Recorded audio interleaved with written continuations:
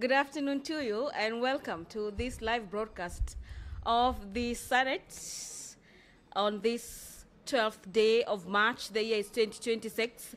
It is a beautiful sunny afternoon and we are glad that you're watching this live broadcast brought to you by the Parliamentary Broadcasting Unit in partnership with the Kenya Broadcasting Corporation. In today's highlights, the Senate is set to consider the Agriculture Produce Minimum Guaranteed Returns Bill. It is a bill originating from the Senate, Bill number 17 of the year 2025 by Senator Veronica Maina. And this is a bill that is seeking to entrench minimum guaranteed returns in the agricultural sector. And in the bill, the mover of this bill states that Kenya's Vision 2030 has identified agriculture as one of the key sectors to deliver the 10% annual economic growth rate.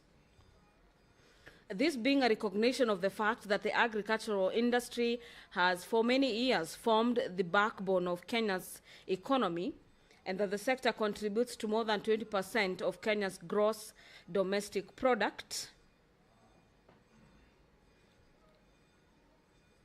The mover is concerned that agriculture faces many challenges that reduces its contribution to the economy and improvement of livelihoods. There are some of the challenges related to limited access to agricultural finances, market uncertainties, which affects issues of income to farmers. And this bill is in a nutshell set to cushion farmers from the uncertainties in the market to ensure stable returns. So this is a bill that will ensure that farmers get at least the minimum guaranteed returns on investment. This is the issues of farming. The Senate is set to resume debate on this bill by Senator Veronica Maina, and after that, the Senate will also resume debate on the Culture Bill, National Assembly Bills number 12 of the year 2024 by the Senate leader of the majority party.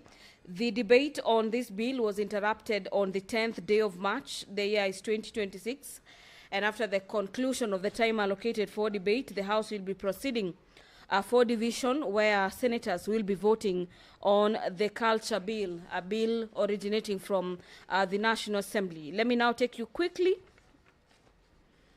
through Standing Orders number 53, subsection 1 of the House, that guide members on request for statements. The Senator for Kirinyaga County, Senator James Murango, will pass on to Standing Orders number 53, subsection 1, be seeking a statement this afternoon from the Standing Committee on Agriculture, Livestock and Fisheries. The statement from Senator for Kirinyaga is in regards to the performance of the Kenya Agricultural and Livestock Research Organization, KARO, in soil testing and analysis. The Senator for Nakuru County, Senator Tabitha Kiroche, is also set to seek for a statement from the Standing Committee on Land, Environment and Natural Resources regarding the allocation of Kisima land in Joro Sub-County in Nakuru County to civil servants. Senator Umtata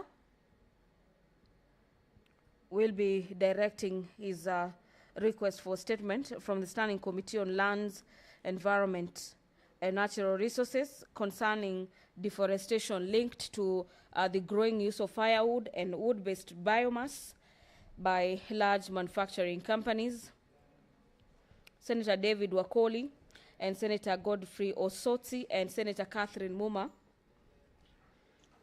are also other senators set to seek for statements pursuant to Standing Orders number 53, subsection 1. The Senate leader of the majority party, Senator Aaron Cheriot, is this afternoon pursuant to Standing Orders number 57, subsection 1 of the Senate, set to issue a statement on the business of the Senate for the week commencing 17th of March, the year being 2026.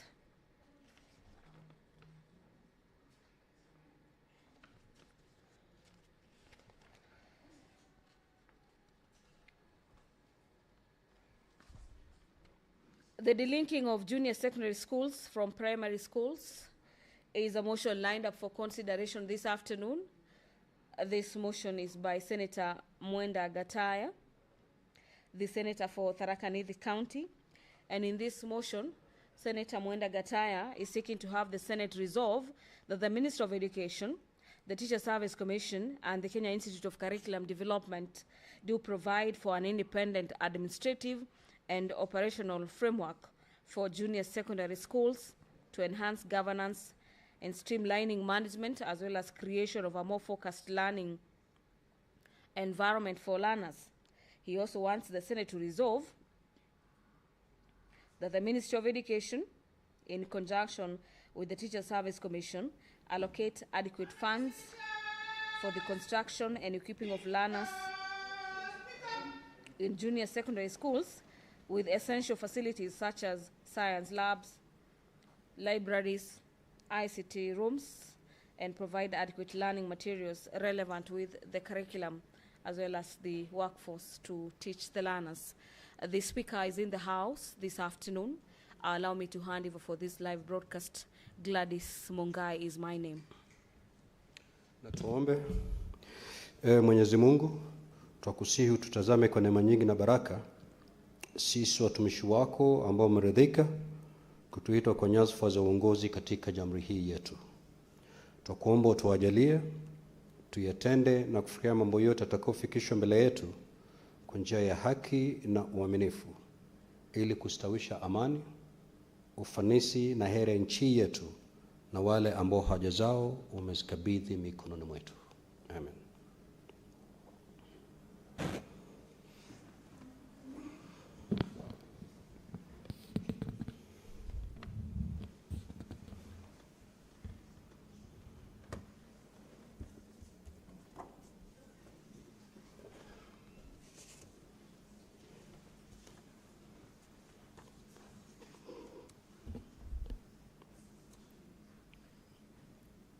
Clerk, do we have quorum? Sergeant at Arms, kindly ring the quorum bell for 10 minutes.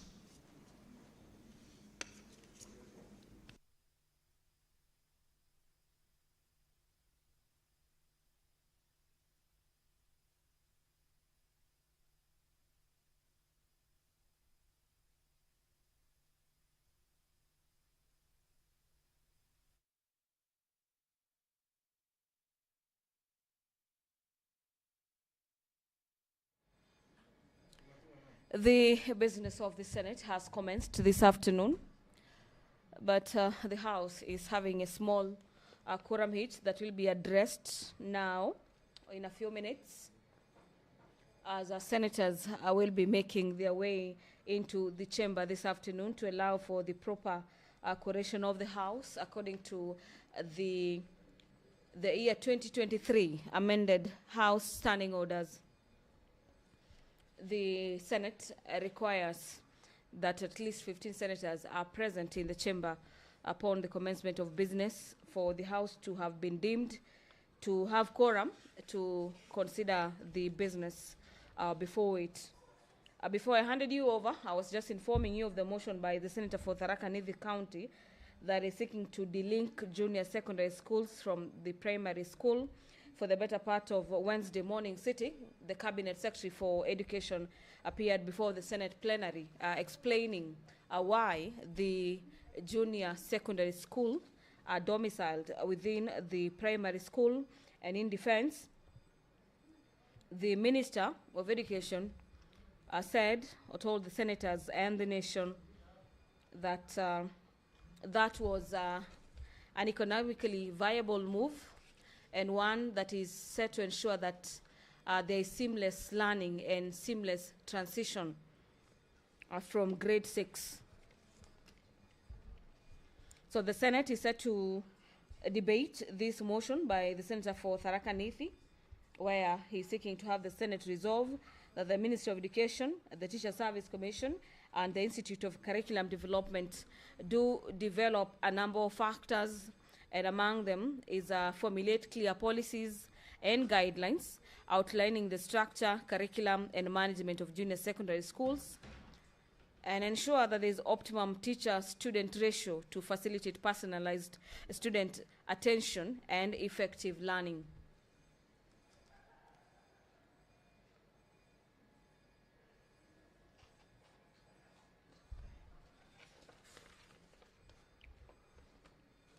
The Senate will, at the Committee of the Whole,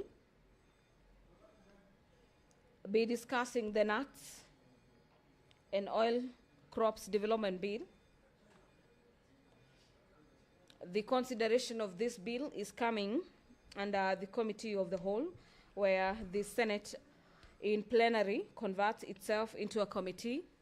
This is a bill sponsored by Senator Hamida Kibwana, seeking to streamline the nuts and oil crops industry or development of the same. The Heritage and Museums Bill, Senate Bills number 8 of the year 2023, is also lined up for consideration under the Committee of the Whole. The Statutory Instruments Amendment Bill, the County Hall of Fame, Senate Bills number 18 of the year 2023 by Senator Miraj Abdullahi, and the Public Financing Appeals Bills, Senate Bills number 36 of the year 2024 by the Senate leader of the majority party, is the last bill that the Senate is set to consider this afternoon at the Committee of the Whole. The report of the Standing Committee on Justice, Legal Affairs and Human Rights on a petition to the Senate by Honorable Isaiah Maina, a member of the County Assembly of Nandi County, representing All Lesos Ward, on the proposed amendments of the County Governments Act, is also coming up for consideration. I now hand you over back to the chamber. The first order. Order number 1, administration of oath. Order number 2, communication from the chair. Order number 3, messages. Order number 4, petitions. Order number 5, papers. Order number 6, notices of motion. The Honorable Senator Veronica Maina.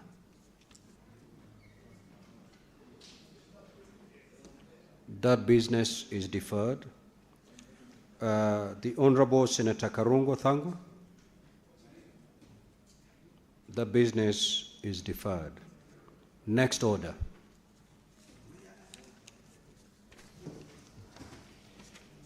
Order number 7, questions and statements. Statement pursuant to Standing Order 53-1, Senator for Bungoma County, the Honorable David Wakole.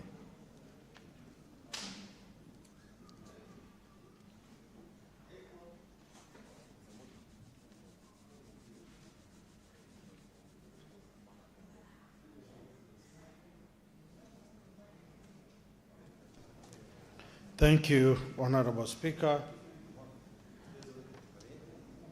Request for a statement on the status of pending bills for the County Government of Bungoma. Mr. Speaker, sir, I rise pursuant to Standing Order 53-1 to seek a statement from the Standing Committee on Finance and Budget on a matter of county-wide concern regarding the status of pending bills for the County Government of Bungoma. In the statement, the committee should address the following. 1. The total amount of pending bills for the County Government of Bungoma as of 30th June 2025, including details in the respective amounts owed to each affected contractor, as well as 1. The financial year in which the amounts became due, and 2. The projects undertaken, goods supplied, or the services rendered by each of the contractors. 2. Whether there has been a verification and audit exercise for the pending bills, and if so, disclose the findings. 3. The plan and associated timelines for settling all the pending bills. 4. The reasons for the accumulation of the pending bills, including whether investigations have been initiated to establish individual capability of county government officials, and if so, obtain information on the actions taken to hold the officials accountable. 5, the measures in place as well as the procurement planning or financial management reforms being considered to prevent further accumulation of pending bills by the county government. Thank you, Mr. Speaker, sir. Senator Wafula Okoli, CBS MP. Thank you. Senator for Vihiga County, the Honorable Osotsi.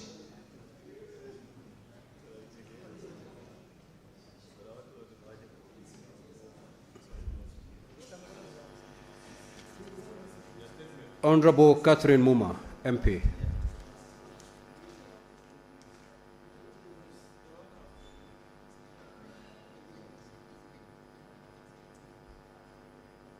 Yes, Senator for Nairobi City County.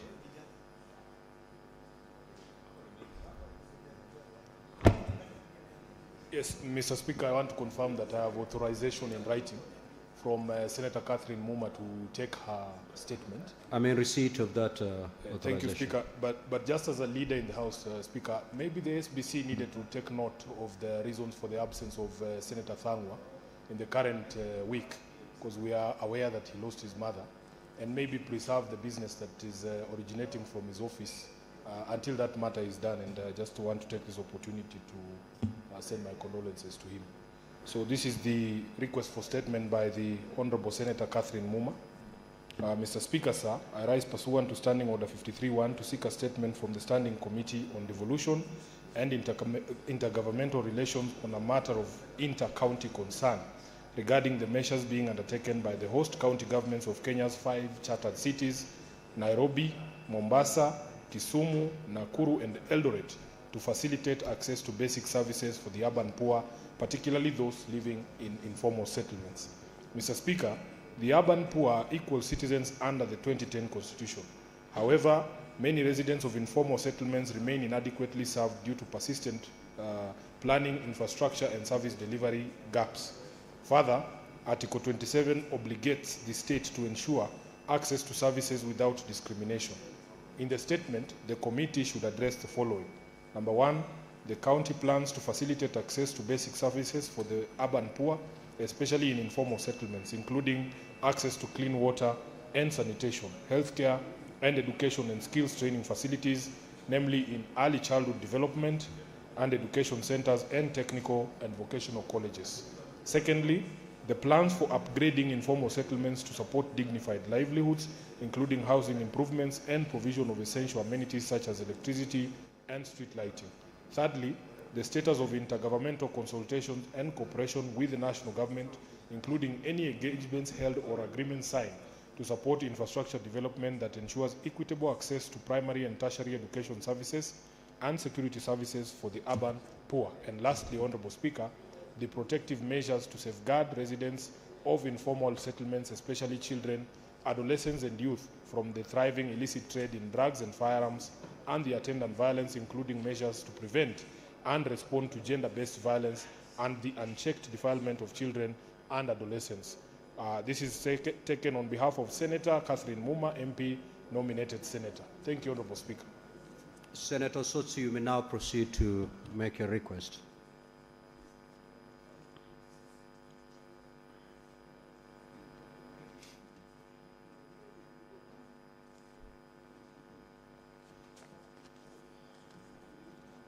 Thank you. Mr. Speaker, I will request for a statement on the deteriorating infrastructure at the Wilson Airport in Nairobi City County. Mr. Speaker, sir, I rise pursuant to Standing Order 53-1 to seek a statement from the Standing Committee on Roads, Transportation, and Housing on a matter of national concern regarding the deteriorating infrastructure at the Wilson Airport in Nairobi City County. In the statement, the committee should address the following. 1, the current state of the infrastructure and safety systems at Wilson Airport in Nairobi City County, including the runway, drainage, rescue, and firefighting facilities, air control systems, and power backup installation. 2, steps being taken by the Ministry of Roads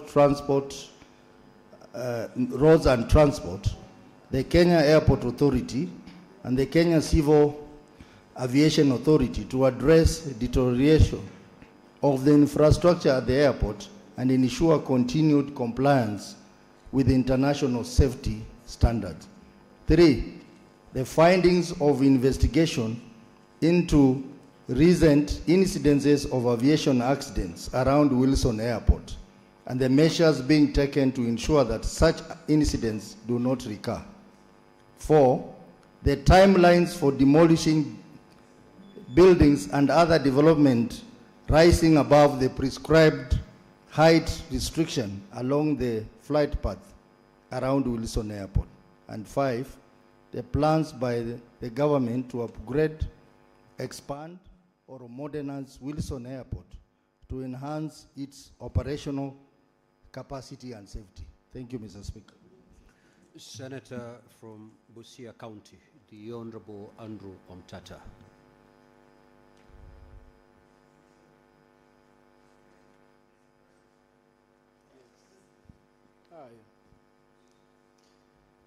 Mr. Speaker, sir, I rise to request for a statement on the alarming increase in deforestation linked to the growing use of firewood and wood-based biomass by large manufacturing companies. Mr. Speaker, sir, I rise pursuant to Standing Order 53, Clause 1, to seek a statement from the Standing Committee on Land, Environment and Natural Resources on a matter of countrywide concern regarding the alarming increase in deforestation linked to the growing use of firewood and wood-based biomass fuel by large manufacturing companies across the country. Mr. Speaker, sir, several major industries, particularly within Thika, Limuru, Nakuru, Mukurweini, and other industrial zones, have transitioned from furnace oil, industrial diesel oil, and gas to firewood and wood briquettes due to rising energy costs. While energy transition is commendable, the current shift appears to be occurring without adequate safeguards to ensure sustainable sourcing of biomass fuel. The volume of wood required to sustain large-scale industrial boilers is substantial and may be contributing to accelerated deforestation in natural forests and community lands. This trend, if not urgently addressed, may reverse the gains Kenya has made in forest conservation, undermine water towers, reduce agricultural productivity, and expose the country to severe climate shocks in the near future.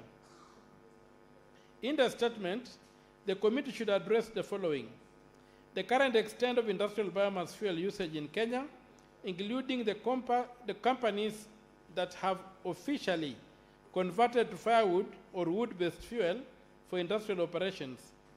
2, whether the National Environment and Management Authority has conducted environmental impact assessments and formally approved the use of biomass fuel at industrial scale. 3, whether the Kenya Forest Service has issued harvesting permits corresponding to the quantities of wood currently consumed by industries and the basis for such approvals. 4, the mechanisms in place to verify that biomass fuel used by industries is sourced from sustainable plantations rather than from gazetted or protected forests. 5, whether the regulatory framework under the Forest Conservation and Management Act and the Environmental Management and Coordination Act is adequate to regulate industrial biomass fuel consumption, and the urgent measures the government is taking to prevent a looming environmental crisis arising from industrial scale deforestation. Signed, Senator Andrew Omtata, MP, Senator from Busia. Thank you, Mr. Speaker, sir. Senator for Kirinyaga County, the Honorable James Mrango.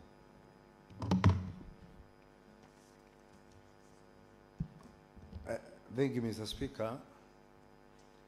Mr. Speaker, I rise pursuant to Standing Order 53.1 to seek a statement from the Study Committee on Agriculture, Livestock and Fisheries on a matter of national concern regarding the performance of the Kenya Agricultural and Livestock Research Organization, CARO, in soil testing and analysis. Mr. Speaker, despite the importance of soil testing and analysis in modern agriculture, farmers across the country face delays in receiving soil test and analysis resulting from CARO.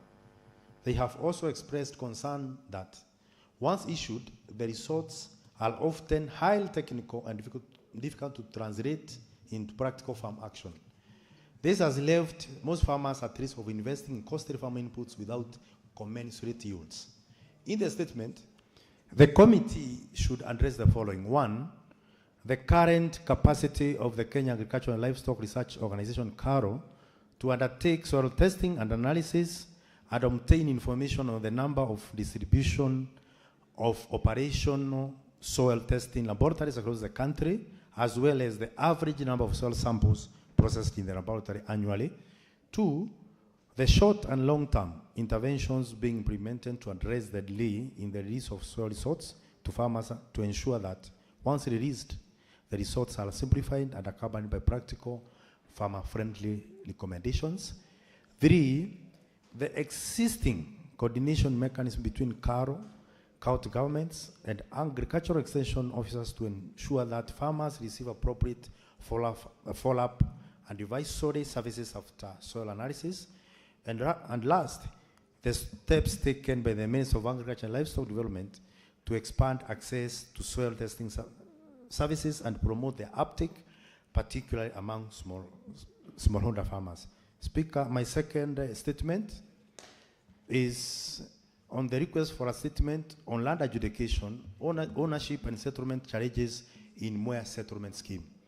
Mr. Speaker, sir, I rise pursuant to Standing Order 53.1 to seek a statement from the Study Committee on Land, Environment and Natural Resources on a matter of county-wide concern regarding the long-standing land ownership, adjudication and settlement challenges affecting residents of Mwea settlement scheme in Kirinyaga County. Mr. Speaker, sir, the scheme is one of the country's key major agricultural zones and has supported livelihoods and national food production for decades. However, many families living in settlement villages within the scheme, some of whom have occupied the land since the 1950s, continue to live without the title deeds or formal land ownership documents. This has perpetuated insecurity of tenure, hidden planning and development.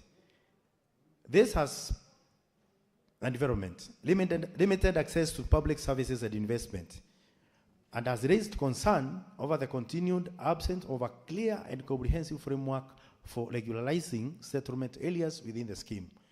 In the statement, the committee should address the following.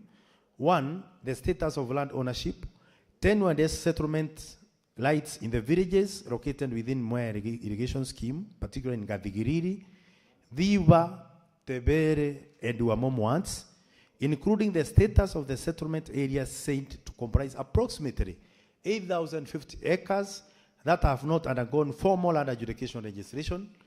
Two, the reasons why residents who have occupied settlement areas within the Mwea settlement scheme for several decades have not been issued with title deeds or other formal ownership documents, including obstacles that have delayed regularization of their tenure. Three, the measures in place to undertake comprehensive mapping of all villages within Mwea settlement scheme, prepare an official cadastral map for the settlement areas, and initiate land adjudication and registration processes to enable current occupants to obtain title deeds. Four, targeted policy or legislative measures to facilitate the processing and issuance of title deeds to residents living in settlement villages within irrigation schemes. And lastly, the measures in place to undertake fact-finding visits, stakeholder consultation and community engagements in the affected villages, and the timelines which the government intends to resolve the land tenure and ownership challenges affecting residents of Mwea irrigation scheme, signed by Senator James Kamau Morango, Kirinyaga. Thank you, Mr. Speaker. Senator, for the statement by the Senator for Nakuru County, Senator Tabitha Keroche, is deferred. We'll now move to statement pursuant to Standing Order 57-1. The Senate Majority Leader.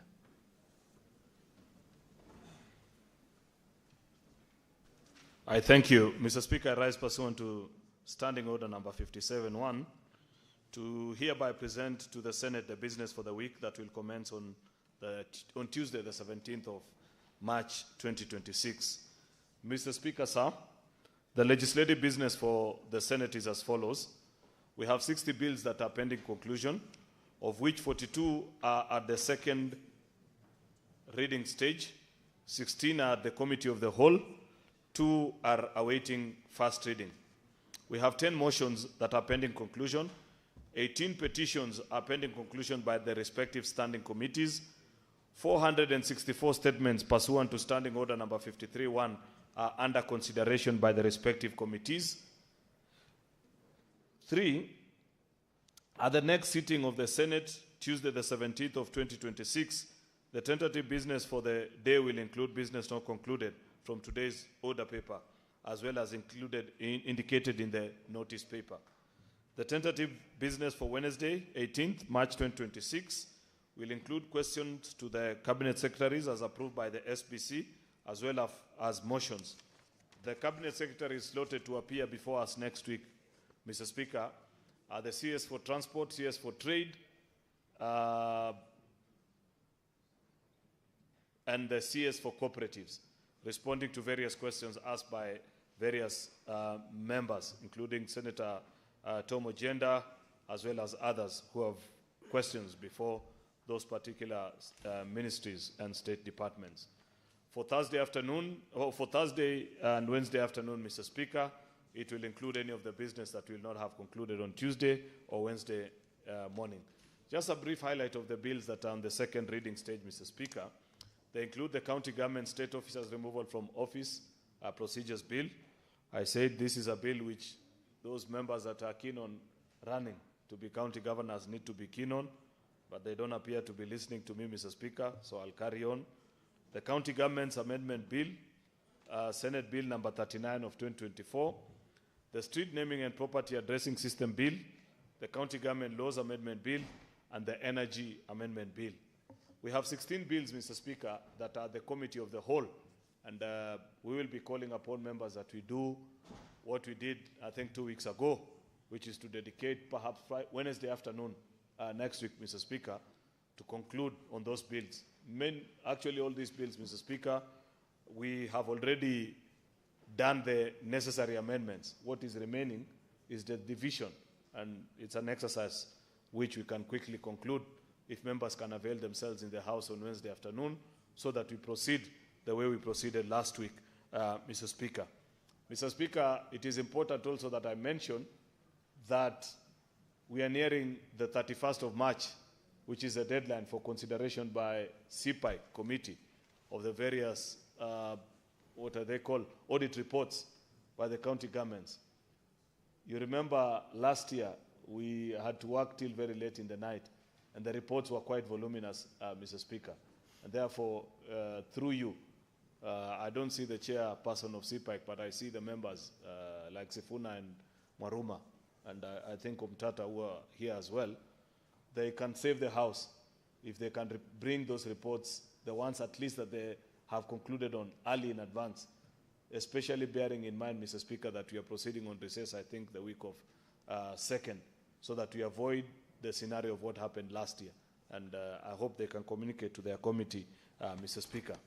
Mr. Speaker, that is it for the business that is before us in the week. I hope members will be available so that we conclude on those business. I thank you and do hereby lay this statement on the table of the Senate. Thank you, Mr. Speaker. Now, honorable senators, I will allow comments for not more than 15 minutes on the statements that have been sought. If you get an opportunity to speak, please do so for not more than 3 minutes. Senator Richard Onyonka. Mr. Speaker, I wanted to say that I take this opportunity to thank my colleague on the issue that he has raised about the challenges you have in Mwea Mr. Speaker, some of these land issues, historically, where you find individuals have been settled, some have lived in areas for periods not less than 30 years, 50 years, even beyond the normal statute of limitation periods. I think the Committee on Lands needs to take these matters very seriously. I'm very, very happy because in Kisii County we had a matter of historical injustice where a community actually gave land in 1947. And when we sat with the Committee of Lands, we went through the normal ups and downs, and finally I actually was very, very happy that the chairman, Honorable Faki, managed, imagine Mr. Speaker, to have these people receive government compensation after about 49 years. That is what our responsibility is, and that's what this House should do. So just the way the committee handled the matter of Kisii, I would pray that all the other outstanding land issues in Kenya, the Committee of Lands should engage itself and move expeditiously so that some of these friction-causing matters that exist in our neighborhoods can be reduced. And I believe that is the direction that Kenyans want our country to go. Thank you, Mr. Speaker. Senator Mohamed Chute.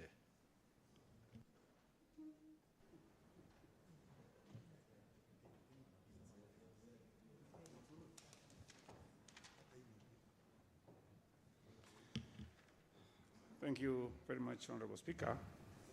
I want to support the statement by Senator Sotsi.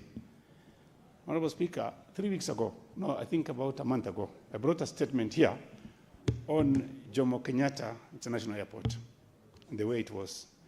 And that statement is before a committee chaired by our able Senator, Eddie Okech. And to date, nothing has been done. And you've heard today issues raised by, again, Senator Sotsi. Honorable Speaker, I have 4 things to say about Wilson Airport. I landed in Wilson Airport about, I think, 2 weeks ago, and runway 07 was being repaired. And that repair has caused a lot of problems. And it is time. I think as a committee, what we need to do is ask the management of that particular institution to come before the committee and explain to this country what is happening. Honorable Speaker, second issue is the committee should make a point to visit those institutions, to see for themselves what is happening, what is going on there. What Senator Osotsi is talking about is something very, very serious. Number 3, Honorable Speaker, I think it is time the government should make a decision to relocate Wilson Airport from where it is now to a bit further so that we can have affordable housing. That, I think that land is about 80 to 100 acres. So if we can do, because Senator Sotsi is bringing an issue talking about landing and taking off. There are buildings that has come up there. And you cannot stop development. We will develop. When we start doing issues of housing, which is now affordable housing, we needed land.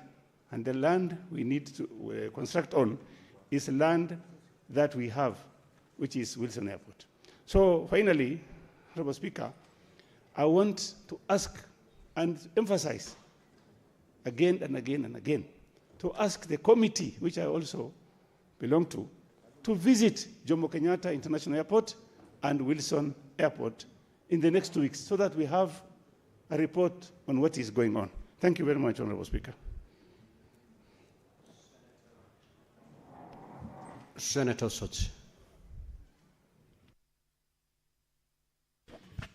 Thank you, Mr. Speaker. Mr. Speaker, let me comment on the statement of pending bills by Senator Wakoli Obungoma. Mr. Speaker, this is a chronic problem in all the counties. And we have had many of us here who have brought statements on the same topic about pending bills in their counties, including myself brought a statement here which went to the Committee of Finance, and nothing seems to be moving on the matter of pending bills. In fact, the situation of pending bills in our county is a moving target. When they say they want to clear, the next minute you hear that the number has gone up. It's not even clear in some counties how much is the pending bills. The figures they bring before our various committees keep on oscillating. And Mr. Speaker, this House has made a resolution. There was a motion by Senator Olekina that was passed by this House on how we intended to deal with this issue of pending bills. But looks like nothing is being done again by the controller of budget to help us realize the resolutions that we made in that motion. Mr. Speaker, I think the Finance Committee can do better than what they are doing to help us address the matter of pending bills. Because people have lost their businesses, people have lost their properties, and people have died.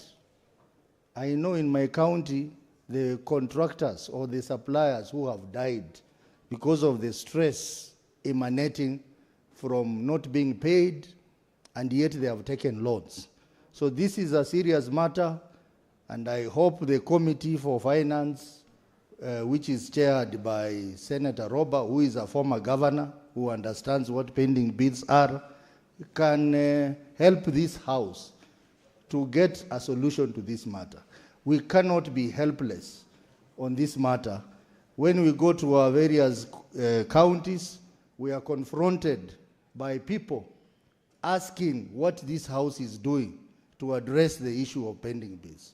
So I want to call upon the Committee for Finance to help us unravel this problem, which is affecting all our 47 counties. Mr. Speaker, I support. Senator Abbas.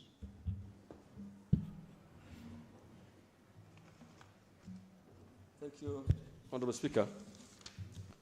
Honorable Speaker, I also want to contribute to the statement by Honorable Okoli on the pending bills. As the chair of devolution, it's actually so hurting and very, very unfortunate situation that the bills are accumulating in all the counties across the board. And it goes way back to 2013, and it keeps on increasing, Honorable Speaker. There is no reason for the counties to be having huge bills. That this House supports the counties to appropriate their bills, to get their equitable shares and additional bills, additional money. But unfortunately, the bills are just increasing. Like my county, Honorable Speaker, from 2018, it was 5.5 billion. Today, it stands the same, and it's increasing. I don't know why this money is not being paid. Honorable Speaker, this House must help, especially many of the people who made investment in the counties, the contractors, are actually suffering. The farmers are suffering. They are out of business. And there's no cause why counties should be keeping the people's money. Pensioners are not able to get their money. They contribute the money. The money is not remitted to the stated institutions. There are huge bills and then this same money that has not been submitted is accruing interest. Last time I was seeing a report that the stated deductions actually, a balloon now, only interest alone, is 155 billion. Honorable Speaker, I think this House can do better. As senators of this nation, the county, that the people who oversight the counties, we need to have at least, as rightly said by Honorable Ososi, our Finance Committee must work up and tell us how best we can be able to help these counties, the people who invest in this pool. The other one, Honorable Speaker, is the disaster in the statement by Honorable Ososi. Honorable Speaker, Wilson Airport is actually a very strategic airport and one of the oldest airports that's for at least the local travelers. But however, it has been encouraged from all sides that actually it's a disaster in waiting unless something is done. The runaways are getting old. I think they need to be repaired, as rightly said. But I think the only thing that I'm worried about is actually the number of buildings that are encroaching the Wilson Airport. I think this must be controlled, and actually we need to, at least, that should be audited seriously to avoid. Senator Faki. Thank you, Mr. Speaker. I wanted to comment on the statement made by Senator Ososi on the deteriorating situation at Wilson Airport. Mr. Speaker, sir, even the Moi International Airport in Mombasa is experiencing similar challenges. And in fact, in Terminal 2 of the said airport, the baggage belt has not been working for the last 3 years. We have made complaints to the management, but no action has been taken up to now. So travelers who travel by Jambo or Skyward or the other local airlines have to struggle to get their luggage once the flight has arrived in Mombasa. Mr. Speaker, sir, this is not a unique situation. We have seen it before, and we think that KAA is sleeping on the job. Secondly, Mr. Speaker, we visited Phenom Estate pursuant to our statement which was requested for by Senator Hamida. And one of the challenges that the residents said was that there was some encroachment by the developer who was doing some playing field at near the estate, and he had also encroached on the perimeter fence of Wilson Airport, and such that in the event of an emergency, evacuating people and maybe other evacuating passengers and other people will be a problem, because that road, which was supposed to be used as an exit from the airport, has also been closed. Thank you, Mr. Speaker, sir. Senate Majority Leader. This issue of Wilson Airport, like other Kenyans, I use this airport quite frequently, and any user of that airport needs to be concerned for their safety, and we cannot continue the way things are. As mentioned by Senator Chute, like just the current situation, I think runway 07 is under repair, and if you see the pace which that contractor, I don't know who they are, and it's a good thing because the minister is here next week responding to statements. That contractor is working, I think, at the pace of 1 centimeter per day. If you, at that rate, Mr. Speaker, we may get to, I don't know which year, before they conclude runway 07. And you know the challenges of planes landing on runway 025, Mr. Speaker, or runway 14, because they have to overfly directly above Langata Road, which is sometimes a hazard, including to young children, and even the kids that are studying at Langata Primary, Mr. Speaker, because the whole afternoon they have to bear with planes overflying their school playing compound before landing. Therefore, the complications at Wilson Airport, Mr. Speaker, needs special attention, and I hope the minister in charge, even the security situation is not something to write home about. How many times do you find this Senator Osotsi? He just drives in his car, drives out with a bag, and heads direct into a plane. The security checks are so lackluster, Mr. Speaker. It's a security risk even to you as a honorable member. You may think that they are being unfair by insisting that they check your bags, but it's for your own good. And therefore, there are so many things that are wrong with that Wilson Airport, Mr. Speaker, that I hope that our Committee on Transport, when looking into this statement, will first provide a roadmap, but more importantly, because the minister will be here, God willing, next week on Wednesday, Mr. Speaker, we must take him to task on the operations at Wilson Airport and what exact plans they have. Remember, Mr. Speaker, that we had a statement here the other day, or was it a newspaper headlines, on high-rise buildings that are coming up from South Sea and all these areas just next to the airport with reckless abandon. And remember, Wilson is not just an airport, it's also a training school. There are many trainee pilots that learn their trade from that airport, Mr. Speaker. And you're putting high-rise buildings just in front of a student.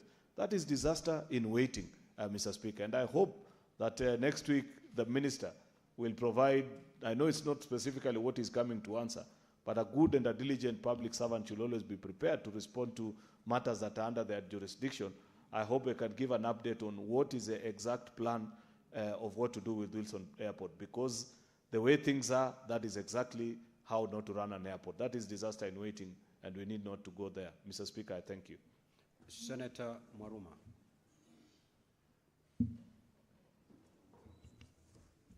Thank you, Honorable Speaker, for this opportunity to comment on a statement by Senator Wakoli, Senator for Bungoma, about pending bills.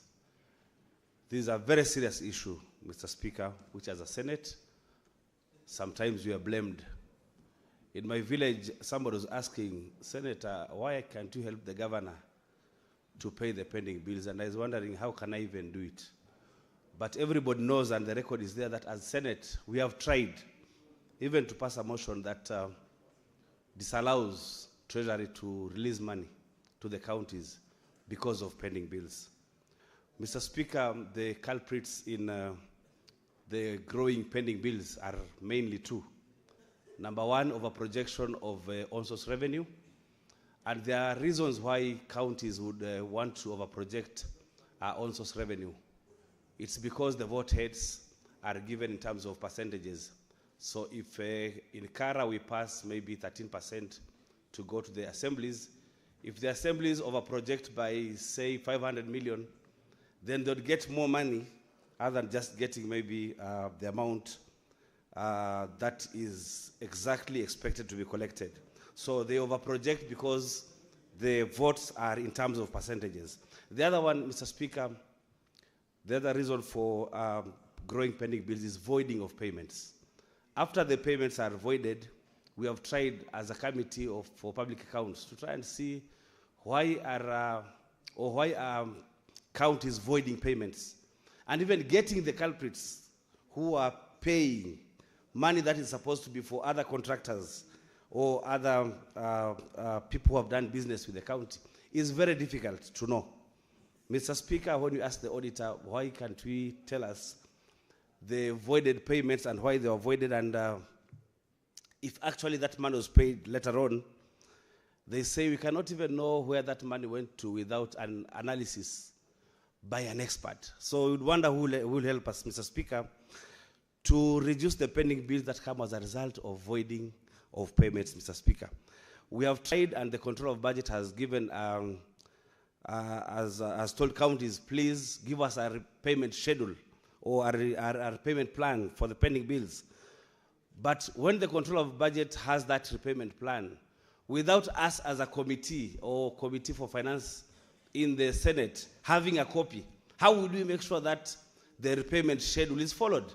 I think when a county makes a repayment plan or schedule to the Control of Budget, a copy should be given to the Committee of Finance of this Senate, Mr. Speaker, so that they can follow through and ensure that that repayment plan is followed. Otherwise, they would continue.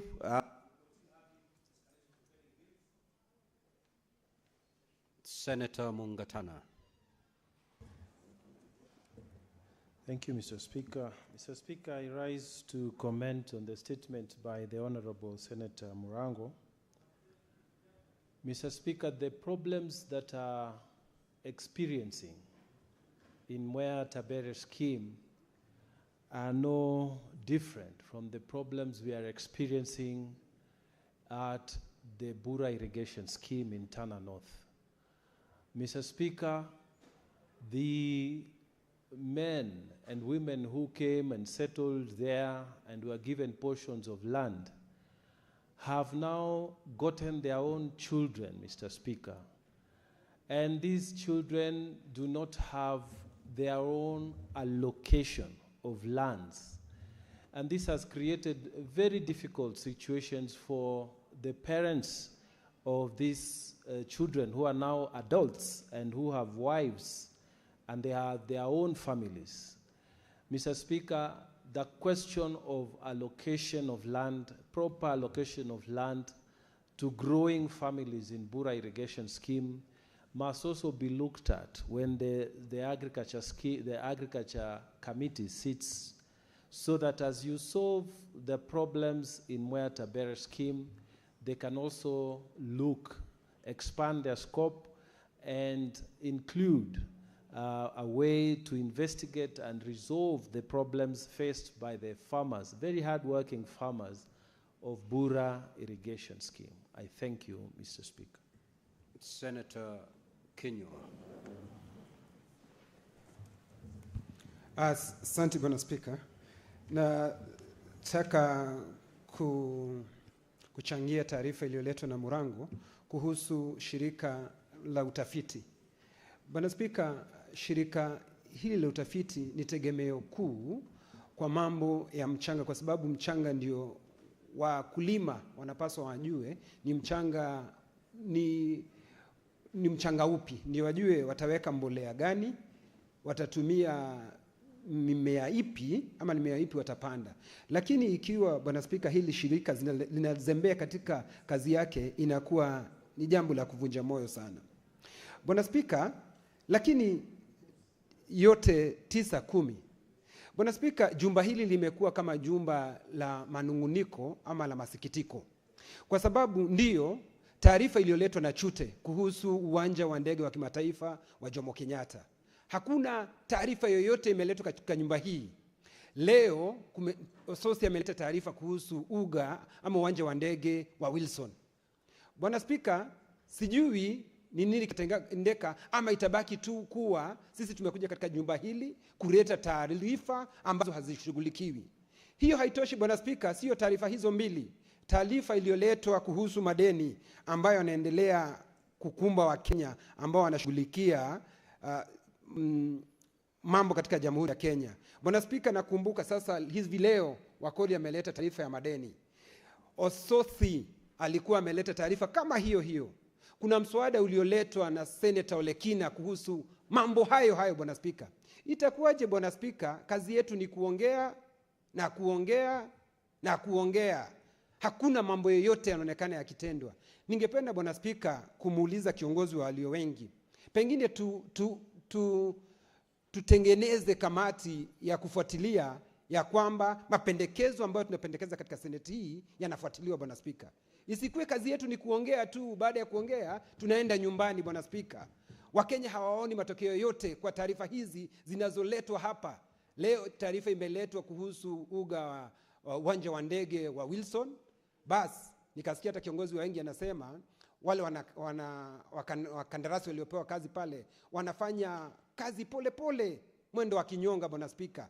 Lakini itakuwa ni hayo tunaongea. Kwa hivyo ningemrai kiongozi walio wengi, ikiwa tunaweza kuanzisha kamati ya kufuatilia mambo ambayo tumependekeza hapa yafuatiliwe Bwana Spika. Nashukuru. Senator Wakili Sigei.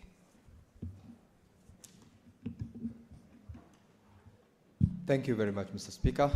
I rise to support and contribute to the statement by Senator Wakoli on the pending bills in our counties. And Mr. Speaker, it is not confined to the county that Senator Wakoli represents in terms of the outstanding pending bills. This House has previously dealt with a motion that was brought in by the Minority Whip, Senator Olekina, on the way in treatment of the outstanding pending bills in almost all the counties, 47 of them in this country. I dare say I doubt whether there is a county that do not have pending bills. And Mr. Speaker, from the information that we do have, we collect almost every day, the quickest way to die in this country as a contractor or as a businessman is to trade with our county governments. You will invest your money, you will never get paid. And that statement, therefore, Mr. Speaker, is coming in addition to the various statements that have been put before this House by various members. I recall, Mr. Speaker, that I as well have brought in a statement to deal with the issue of over 1.5 billion outstanding pending bills in the county government of Bomet that I represent. And therefore, if there is anything that this House has done as a matter of at least attention, is it has passed a resolution to deal with this very serious issue on pending bills. Senator Maruma has made reference to what is called voiding. Voiding, Mr. Speaker, is an act that our irresponsible county governments do in order to make sure that they don't pay validated and bills which are due and are actually supposed to be paid. What they do, they void them so that they pay those who are compliant. Compliant in the sense that they're able to pay back a certain percentage of what is due from the county government to them. We should therefore do expect the committee that this particular statement will be commissioned to deal with, ensure that besides just the specific county government of Bungoma, deal with the substantive aspect on this issue on pending bills. It has been there. It will continue to be there because even the resources that we allow and send out to the county governments, I do expect that, for instance, as long as we speak about it, they will know that they are being watched and they will therefore undertake a responsible act of at least making it a fast charge on the funds that are paid to them. Senator Chemite Cheberet.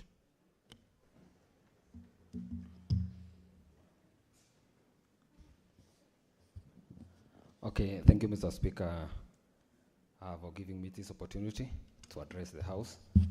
Mr. Speaker, it is my first time to have this opportunity.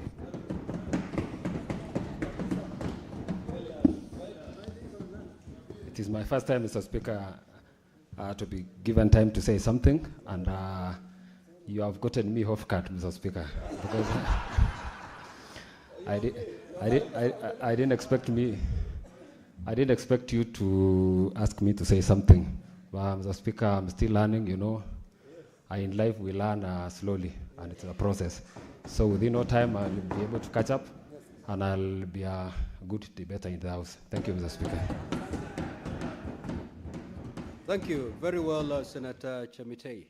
If you don't want to speak, don't log in, because I'll have your name here, and I'll certainly ask you to speak.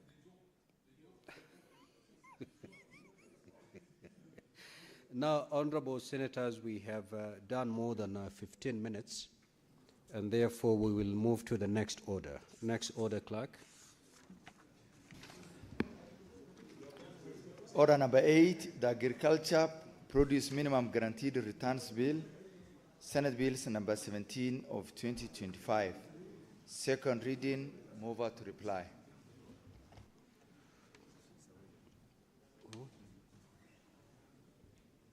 That order will be deferred because the mover is not present. Next order.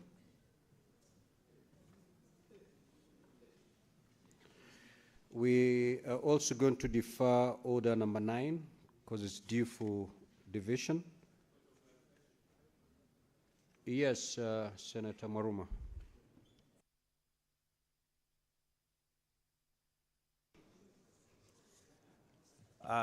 Mr. Speaker, now that some of us are not there to contribute to agricultural produce minimum guaranteed returns bill, is it possible, because the mover is not here to reply, Mr. Speaker, that we give us opportunity to speak to it?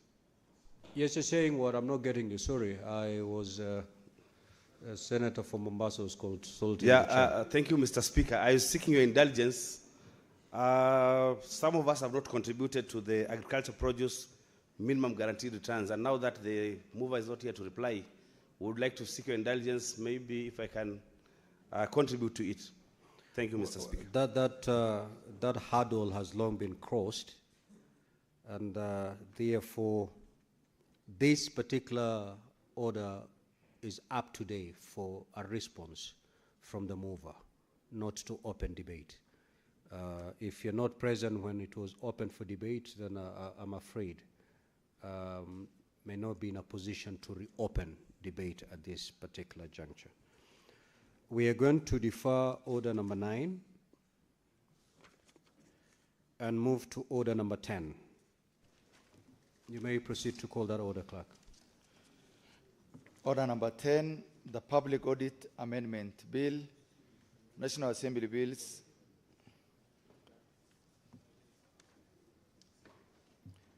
The Public Audit Amendment Bill, National Assembly Bills number 4 of 2024. Second reading, resumption of debate. Now, on debate was interrupted on Wednesday, 11th March 2026, Senator Alan Chesang had the floor, and he had 12 minutes, had a balance of 12 minutes to go. I am not seeing the Honorable Senator in the chamber, and therefore we will proceed with debate. Senator for Nairobi City County, the Honorable Edwin Sifuna.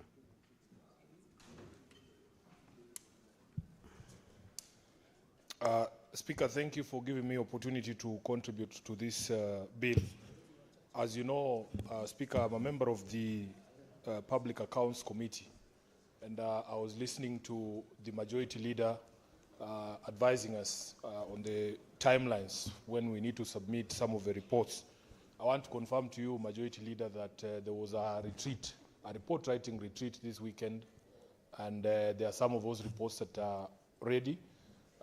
The challenge we've had in the committee is a challenge that you are aware of as part of the leadership of this House, that some of the entities, the governors especially, some of them, not all of them, some of them have refused to appear before the Public Accounts Committee and the Public Investments Committee. We are happy, Honourable Speaker, that not all governors have fallen into that bad habit. In fact, today the governor for Siaya, the Honourable James Orengo, appeared before the County Public Investments Committee, and we processed 2 county assemblies, Honourable Speaker. The County Assembly of Kakamega, which is one of the few assemblies we noted as a committee that have also already considered the Auditor General's report and have tabled a report in the House that has been adopted. And we also had the County Assembly of Muranga appearing before us this morning. So we are doing our best. And Marsabit, yes, and Marsabit, I'm being reminded by the Vice Chair. We are doing our best to be able to beat those deadlines, and the House will be more than happy with the reports that we will present. Honourable Speaker, there are governors who think that by refusing to show up that the work of this House will stop. We will continue with our work, we will make recommendations, we will come to this House to defend those recommendations, and we're hoping that the House will adopt the recommendations that we will make. Speaker, whenever a bill is before us in the House, I always go straight to the objects for which the bill is proposed. There is usually attached to the bill a memorandum of objects and reasons. And Honourable Speaker, when I went through these proposed amendments to the Public Audit Act, that is a bill from the National Assembly, you will see there in the memorandum of objects and reasons that the purpose of this bill is to amend the Public Audit Act in order to align it with the Constitution following a declaration issued by the High Court in the case of Transparency International versus Attorney General and the Auditor General as a first interested party, Africa Center for Open Governance, and there are a few other parties there, petition number 388 of 2016, declaring certain sections of the Public Audit Act to be unconstitutional. Mr. Speaker, I have printed out that specific judgment that was delivered on the 16th day of February 2018 by Justice Mwita, and I will be making reference to that particular judgment extensively, Honourable Speaker, because the memorandum of objects and reasons for the amendments that are being proposed states that, you know, it is in order to bring the bill in conformity with the judgment of Justice Mwita. So, Honourable Speaker, if we want to really believe that this bill is supposed to respond to this judgment, it is important to know what the judgment was and the reasoning of the judge in declaring certain sections of the Public Audit Act as unconstitutional. Mr. Speaker, if you skip to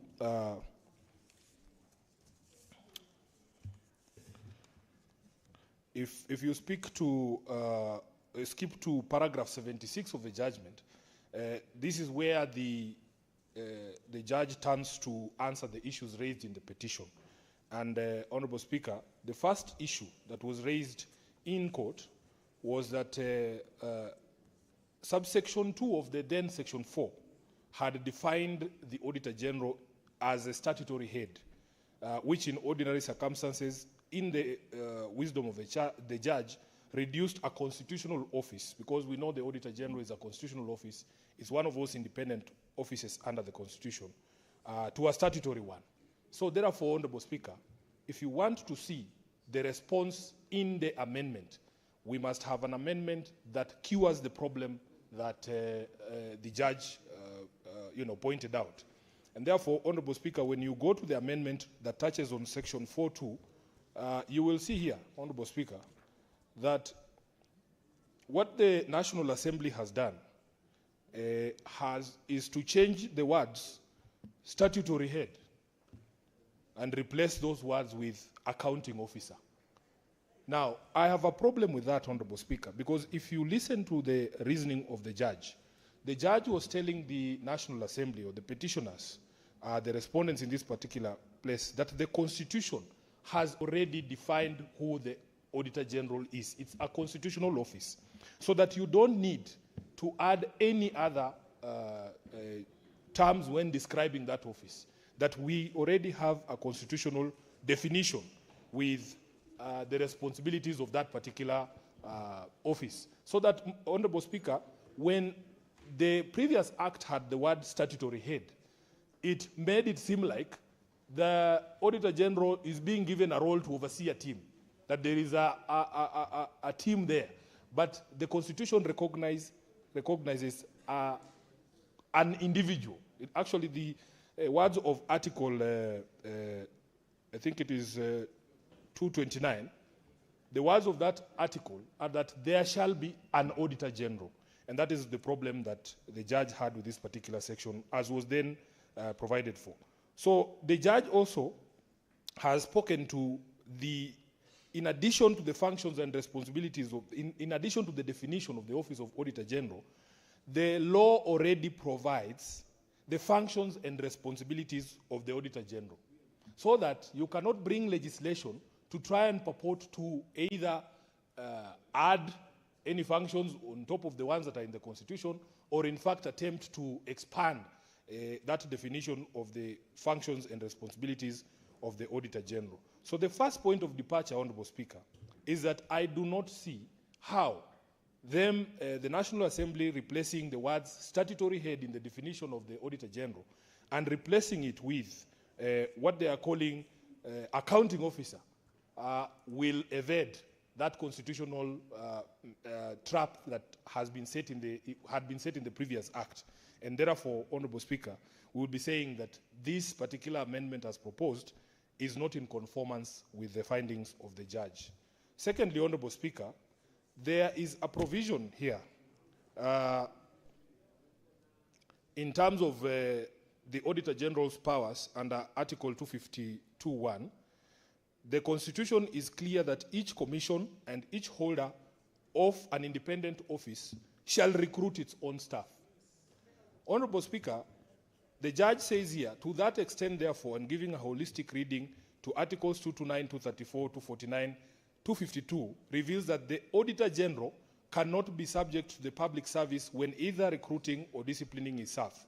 In fact, Honorable Speaker, the Auditor General is given the role constitutionally to be able to come up with their own staff establishment. I have seen a proposal in this amendment here, Honorable Speaker, to create the office of somebody they are calling a Deputy Auditor General. Honorable Speaker, I will leave it to the constitutional scholars to advise us if indeed it is possible for you to create a deputy of a constitutional office outside the Constitution itself. And I have given the example, Honorable Speaker, of other constitutional offices. You will remember, for instance, there is a Chief Justice, and in that same Constitution, it provides for the Deputy Chief Justice. So the question I'm asking myself, is it possible for us to create an office for the Auditor General as Parliament when he has been given the constitutional duty and mandate to actually have his own establishment, his own staff establishment, or her own staff establishment in the current case, so that they should be the one to decide that we need 2 deputies or 1 deputy? Can Parliament really abrogate themselves that responsibility of creating a staff establishment for the Auditor General?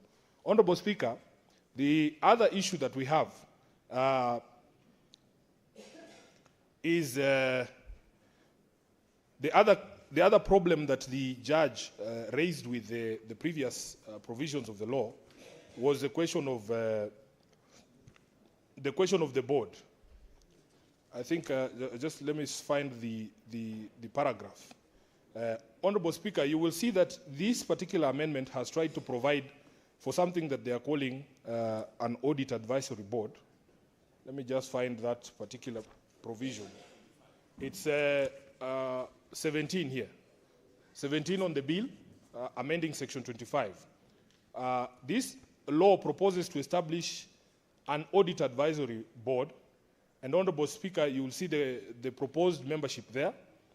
And then they are saying that the functions of that board are provided for, Honorable Speaker, at provision number 19, which seeks to amend section 27 of the Act, that the subject to at section 10 of this Act and upon approval by the Auditor General, the Audit Advisory Board shall generally be responsible for providing advisory on budget plans and estimates. You will see at B, it says human resource management and development, then any other matter that might be referred to the board. Speaker, this is what the judge said. That having an audit advisory board is an interference with the institutional and individual independence of the Office of the Auditor General. That it alters the constitutional architecture of the independent Office of the Auditor General and the principles of independence contemplated by the Constitution. It also violates Article 249(2)b, which states that he is an independent and not subject to direction or control of any person. There can be no doubt that the function of the Audit Advisory Board to advise the Auditor General in the performance of his functions under the Constitution violates the constitutional values and principles of independence of the Auditor General in Articles 229 and 2492. So, if indeed this bill was brought in order to conform with this decision of the High Court, my argument is that, Honorable Speaker, we needed to do away entirely with that Audit Advisory Board, because as the court has observed, Honorable Speaker, it interferes with his institutional and individual independence as an independent office in the Constitution. So therefore, Honorable Speaker, that particular section for me has to go. And I'm hoping that when we come to the Committee of the Whole at some point, we shall have amendments to this bill to align it properly with what is stated as the objective in the Memorandum of Objects and Reasons. So, Speaker, let me move to another issue that I wanted to raise with the bill. Not everything is doom and gloom, but because they expressed it as a bill to conform with this particular judgment, we have to make sure that it complies. Otherwise, it will suffer the same fate. Speaker, I am very happy. There's a provision there under Clause 26 of the bill that now grants the Auditor General independence in terms of initiating forensic or investigative audits. When people appear before us at the County Public Accounts Committee, sometimes, Honorable Speaker, we see a need for forensic audits, especially where there is grave suspicion that public money has been lost. The previous law was that forensic audit could only be initiated from a request by Parliament or from Parliament.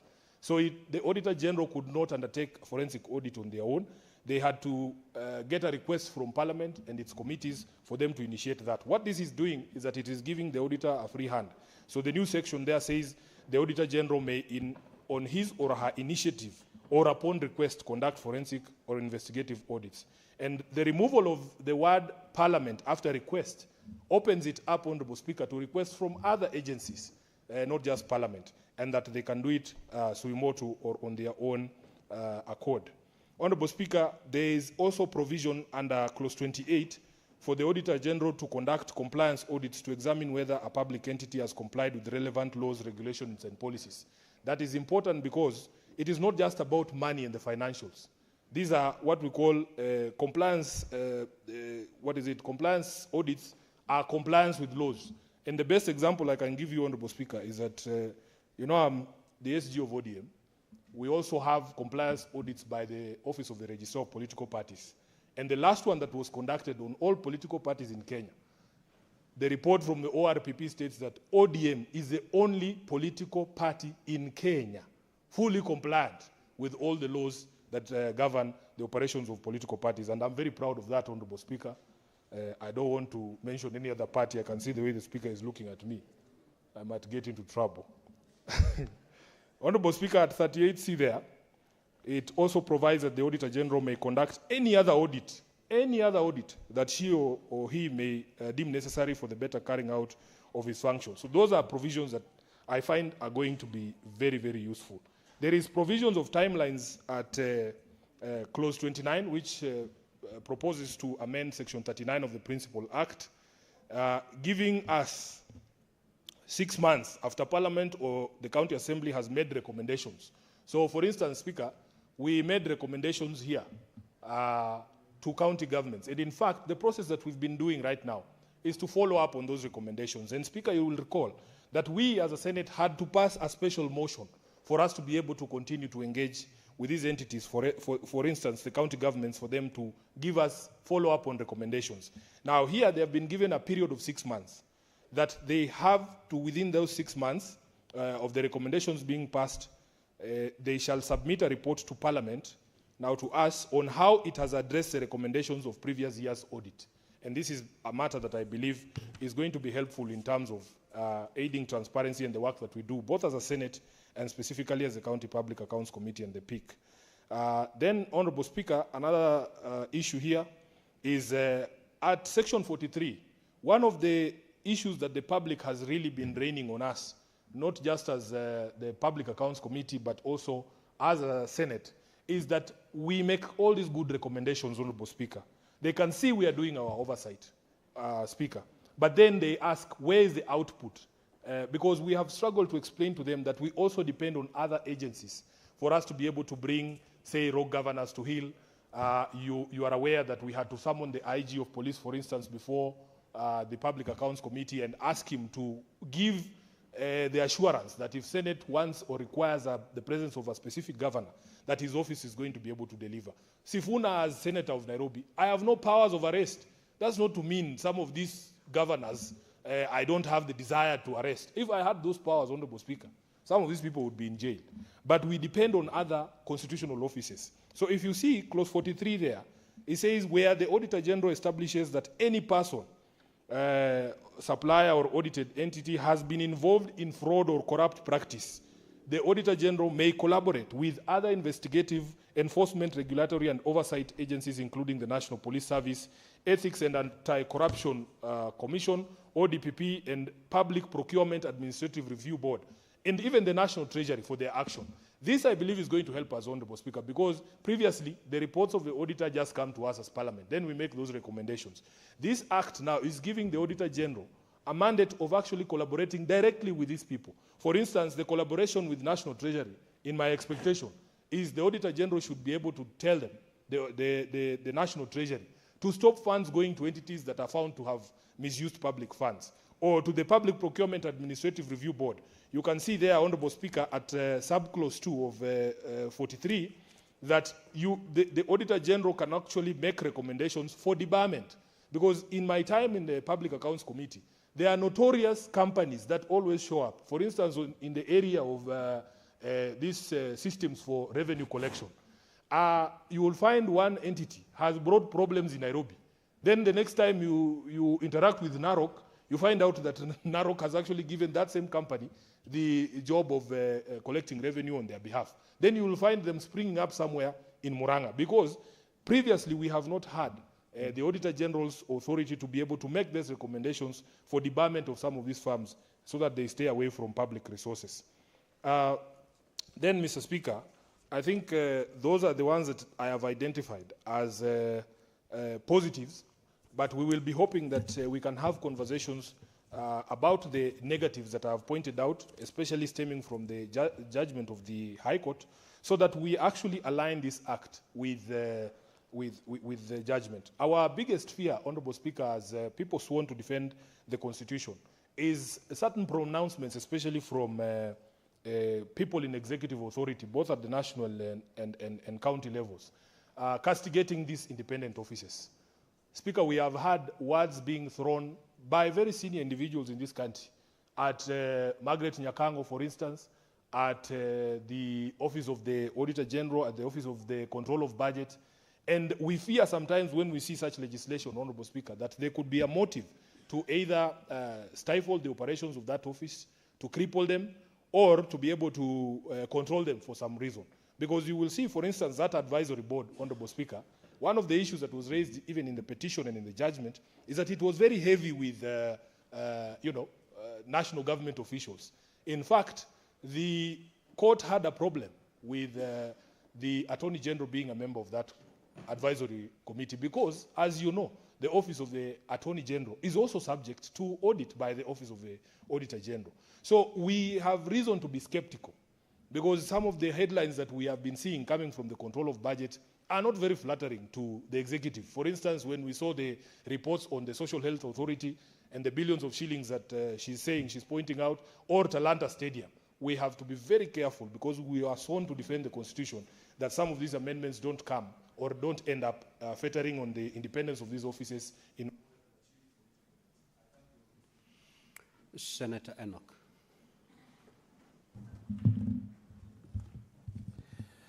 I thank you, Mr. Speaker, for granting me this opportunity to also add my voice to the bill on public audit amendment 2024. Mr. Speaker, I will be very brief, and I just want to limit myself to the issue captured in the bill on repealing Section 25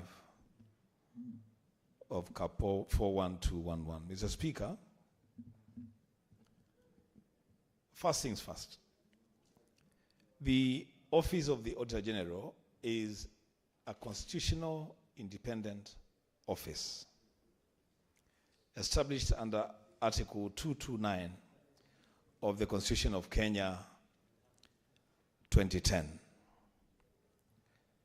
Mr. Speaker, let credit be given where credit is due. Human beings, individuals, give character to offices. The lady Nancy Janet Kabui Gadhungu has given character to the office of the Auditor General during her term of office. She has, in the eyes of the public, done extremely, extremely well in holding public entities to account in as far as the management of public finances is concerned. Mr. Speaker, when you see a proposed amendment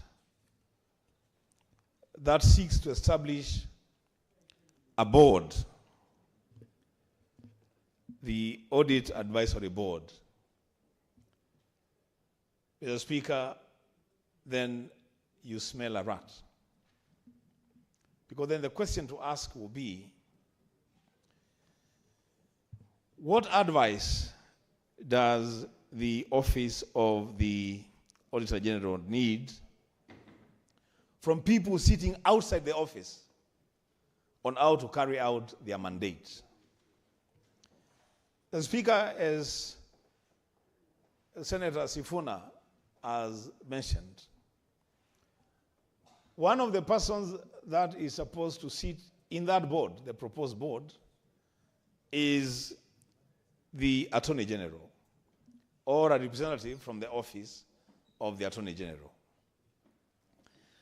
The Attorney General office is a public office, Mr. Speaker, that draws money from the exchequer, so it's a subject of audit by the Office of the Auditor General. And one wonders then, if the Attorney General is sitting in the advisory board to advise the Auditor General what advice will that office give when it comes to auditing their own account?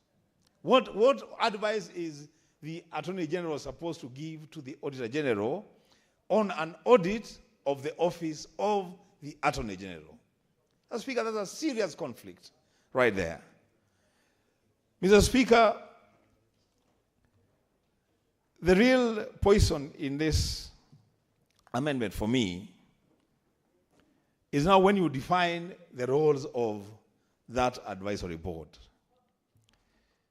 That it is supposed to advise on budget plans and estimates for the office of the Auditor General. Mr. Speaker, you know the best way of killing an institution, an independent institution, is to deny it the necessary tools, including the budget, to undertake its mandate.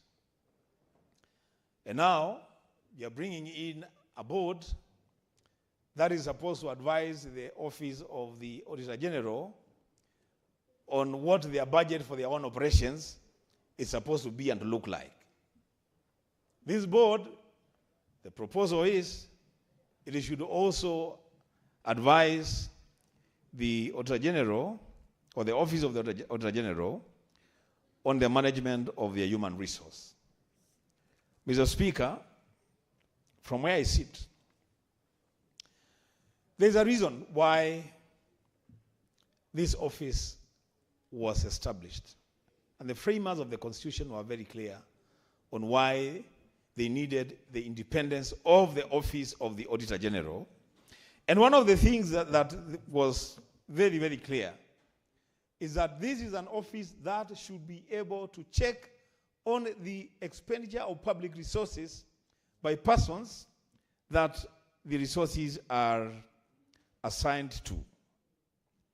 Trying to bring a board to advise that authority, Mr. Speaker, that office, is actually watering down the effectiveness of that office. And Mr. Speaker, we should be ready to draw parallels from outside the country. In the United States of America, Mr. Speaker, there is a Government Accountability Office which operates within the legislative branch of the federal government of the U.S. And that office, Mr. Speaker, is given a single term of 15 years, non-renewable. So they are able to carry out audits without interference from the executive. The president of the U.S., a friendly country that we shouldn't make a lot of comments on, is has a problem with congressional auditors. But I've never seen any people from a side of government bringing an amendment to the office of the Government Accountability Office because they don't agree with the things that she says. And that lady, Oris Williams-Brown, has been very firm on our audits, just as much as our own Nancy has been very firm on our audits. Mr. Speaker, my plea is that whatever happens to this bill, I want to urge my colleagues to be very, very cautious in accepting the establishment of a board, an advisory board, to the office of the Auditor General. Whatever we do with this bill, let us ensure that instead of watering down the operational capacity of the office of the Auditor General, we should enhance that capacity. And the best way of doing it is to reject the establishment of an advisory board to that office. And least of all, Mr. Speaker, even if the worst was to come to the worst, and these members here would agree, and I don't see them agreeing, to the establishment of the board, then the Attorney General or his office can never sit in that board, Mr. Speaker. You cannot sit as an advisor to an office that is supposed to audit your own operations. Mr. Speaker, with those few remarks, I support the bill, but with amendments to remove that board from the proposal. I thank you, Mr. Speaker. Senator Wakili Sigei. Mr. Speaker, I thank you for giving me the opportunity to contribute to this particular bill. And Mr. Speaker, I want to, before I make my comments, appreciate the Senator for Nairobi, Senator Sifuna. He's done justice to this law, particularly on the basis of the objective of the bill, because if indeed it's true that it is founded on the desire to comply with the pronouncements of the court, that has not been fully done by the provisions that are in this bill. Mr. Speaker, I therefore fully associate myself largely with the comments made on the clauses that the Honorable Justice Muita, in his judgment, had pronounced himself on how the law should be interpreted and how the office of the Auditor General should be treated, because it is a constitutional office. Mr. Speaker, this office is a very important office. It is a sacrosanct office, and that is why it is founded under the provisions of Article 229 of the Constitution. And Mr. Speaker, it's not only Article 229 that speaks to the office of the Auditor General. Article 248 makes reference to this office as the only other independent office besides the office of the Controller of Budget, over and above the constitutional commissions. And therefore, that reference of this office as an independent office is in itself very, very critical. And beyond that, again, Mr. Speaker, the reference to the office of the Auditor General under Article 252(3, that gives it the mandate among the few of offices that are granted the mandate and the order to order witnesses to appear before it and testify on any matter, gives it also the additional independence and the importance of the office. And therefore, we should jealously protect that independence to the extent that whichever law that we are seeking to amend, to introduce, it must be a law that improves it and not that diminishes the office of the Auditor General. The appointment of the Auditor General in itself, a very highly guarded office. The appointment must be subjected to Parliament. It must be approved by Parliament. The holder of that office sits in that office for a single term of 8 years, non-renewable. Those requirements, Mr. Speaker, and the process leading to the holder of that office being appointed gives it the importance. And therefore, even as we debate the proposals to amend this 2015 law, we must be alive to the fact that at the end of it all, this office must jealously be protected by all of us in order to make sure that we give it the independence that the Constitution gives it. And Mr. Speaker, this House, largely what we do as an oversight House is emanating from the report of the Auditor General. And therefore, in fact, largely the business of this House, if the office of the Auditor General were to be watered down in its mandate, then we will have no business to do. The county governments that we oversight almost on a daily basis as regards the misuse of public funds and resources will definitely be having a field day. And therefore, even as we support this bill, we must be very cautious of protecting the independence of the office of the Auditor General. And if there is anything that seeks to take away even an inch of that mandate, Mr. Speaker, that will be a sufficient ground to reject any of such provisions. And even if it means largely the entirety of the proposals to amend, Mr. Speaker, we should, as a House, be ready to do that.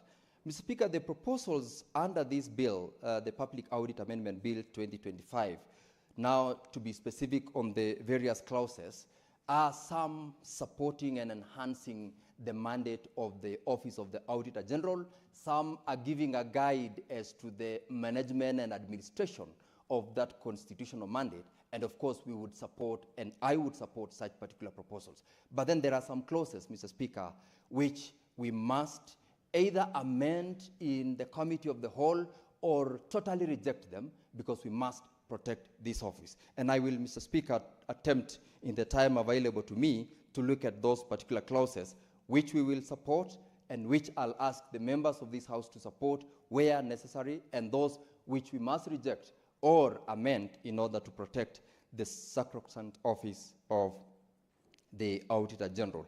Mr. Speaker, the proposal under Section Clause 5 that seeks to amend Section 7 of the original Public Audit Act is a provision that is seeking to strengthen the purpose and the office of the Auditor General. Mr. Speaker, it seeks to introduce a Clause 7CA that requires the Auditor General to satisfy himself or herself in terms of the utility of the public resources that a government entity has been mandated to utilize.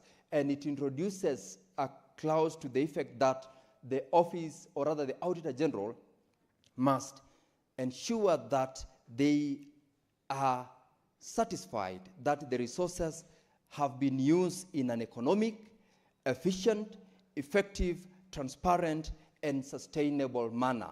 That introduction of that clause, Mr. Speaker, speaks to the language of the Constitution that says, or that requires of government agencies to make sure that the resources that are given to them are utilized in a manner that is transparent and sustainable, among others. And such a proposal, Mr. Speaker, is welcome and is supported.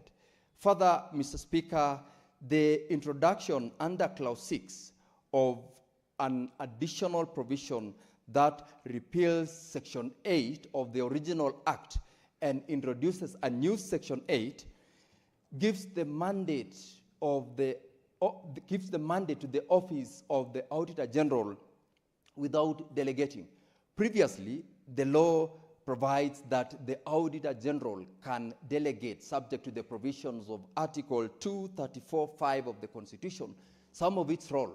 This particular proposal, therefore, takes away that delegation and in itself affirms the fact that the office of the Auditor General is an independent office, and therefore, as the accounting officer, whatever decisions that are to be made can only be made by the Auditor General and not delegated to any other officer within or without the office of the Auditor General.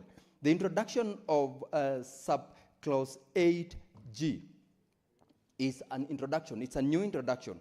It provides that the Auditor General, as part of his or her mandate, is to conduct and prepare audits on human resource in the public service. Mr. Speaker, this is a new introduction, which is highly welcome, because besides the normal audits that we normally do, the scope of the audit that the Auditor General can conduct in public institutions has now been extended to human resource. Remember, there is a provision, Mr. Speaker, later on that I'll come to, where we are talking about county governments having ballooned in terms of employing. They have become employment bureaus. They've gone beyond 35% that the laws allows of their shareable revenue, and some even beyond 55%. This provision will allow the Auditor General to conduct human resource audits on our public institutions, the public service, and even the county governments, because county governments are subject of the Auditor General's audit. And secondly, the introduction of sub-article 8H, where the Auditor General is allowed, in consultation with the Salaries and Remuneration Commission, to establish remuneration and benefits of each member of the staff. Previously, this was not fully recognized, and therefore the recognition of the role of the Salaries and Remuneration Commission similarly enhances the role that independent commissions will give to the office of the Auditor General. Notwithstanding the fact that it's an independent office, it is in law required to consult with SRC when it's seeking to establish the remuneration and benefits of members of the staff. Mr. Speaker, there is only an introduction that will render that particular section unconstitutional if it is not repealed. That is introduction of section 8.2. This section 8.2 is the one that establishes the office of the Audit Advisory Board. Mr. Speaker, I'll still come to this in a short while, but having this particular clause under 8.2 renders that entire clause unconstitutional because it is subjecting the Auditor General to seek advice of the Audit Advisory Board. That alone takes the independence of the Auditor General, which is provided for in the Constitution, away, and that subsection 2 of the new section 8 is going to render the whole act, or rather bill, unconstitutional, and therefore that should be deleted, that should be amended. If not, it will make the whole act unconstitutional. Now, under the newly introduced section 8A, that introduces the office of an individual or a person called Head of Public Service Human Resource Audit Directorate. I want to disagree with my colleague Senator Sifuna on this one, because this particular directorate is under the office of the Auditor General. It does not take away the independence, and this person is supposed to be the person supporting the Auditor General in managing the structure of that particular office. And this is introduced under section 8A, which is new, and it is directly under the office of the Auditor General. So this person reports directly to the Auditor General, and therefore it does not in any way take away that independence which we are saying should be maintained, should be protected, and any law that takes it away will definitely be unconstitutional.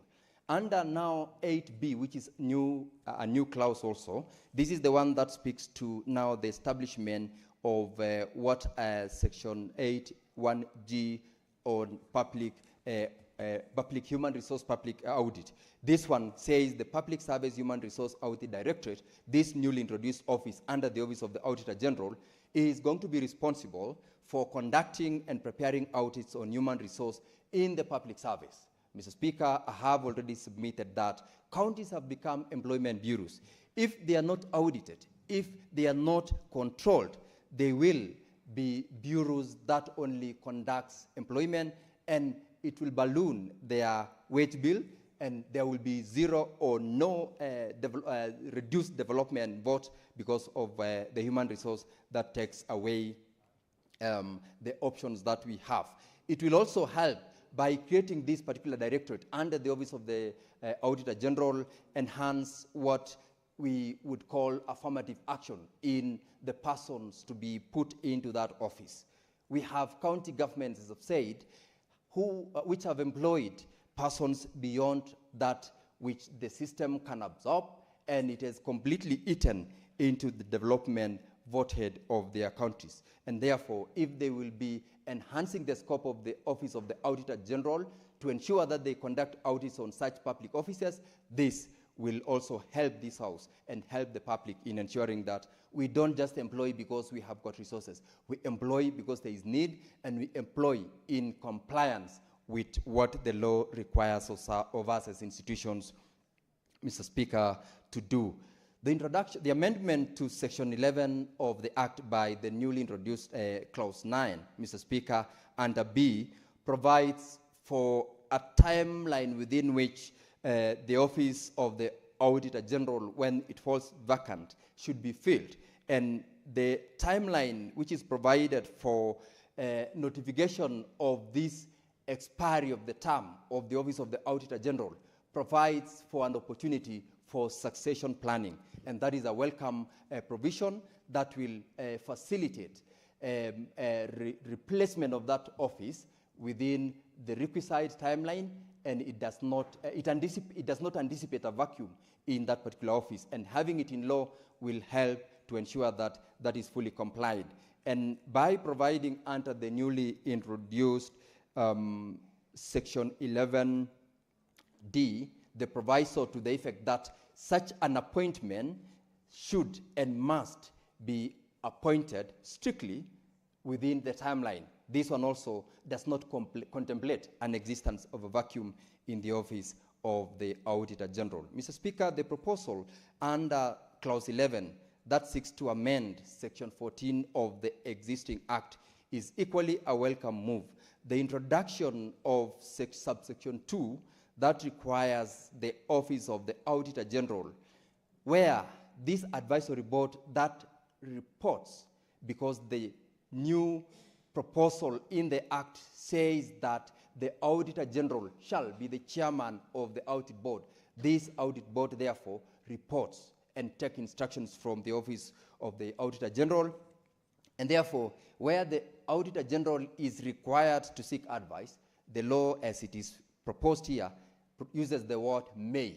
In that case, it means it gives the Auditor General the discretion whether to seek for that advice or not to seek for that advice. That way, we are still maintaining the independence of the office of the Auditor General, and we are not going to allow any other third party or any other board for that matter to direct the Auditor General in any particular way. Mr. Speaker, Clause 17 of this bill seeks to amend Section 20 of the Act by providing that any audit report that is submitted or made available by the Auditor General must be given to the entity, and a copy of that particular report be availed to the National Assembly or the respective county assemblies. And that was not available in the previous law. This means, therefore, the law as is recognizes the role that this particular House seeks to establish. I would, however, propose an amendment that the reference to a copy of the Auditor General's report should not only be submitted to the National Assembly alone, they should be submitted to the Senate, because this House also has a mandate to oversight. This House also has a mandate to look at those audit reports, especially of institutions like county governments.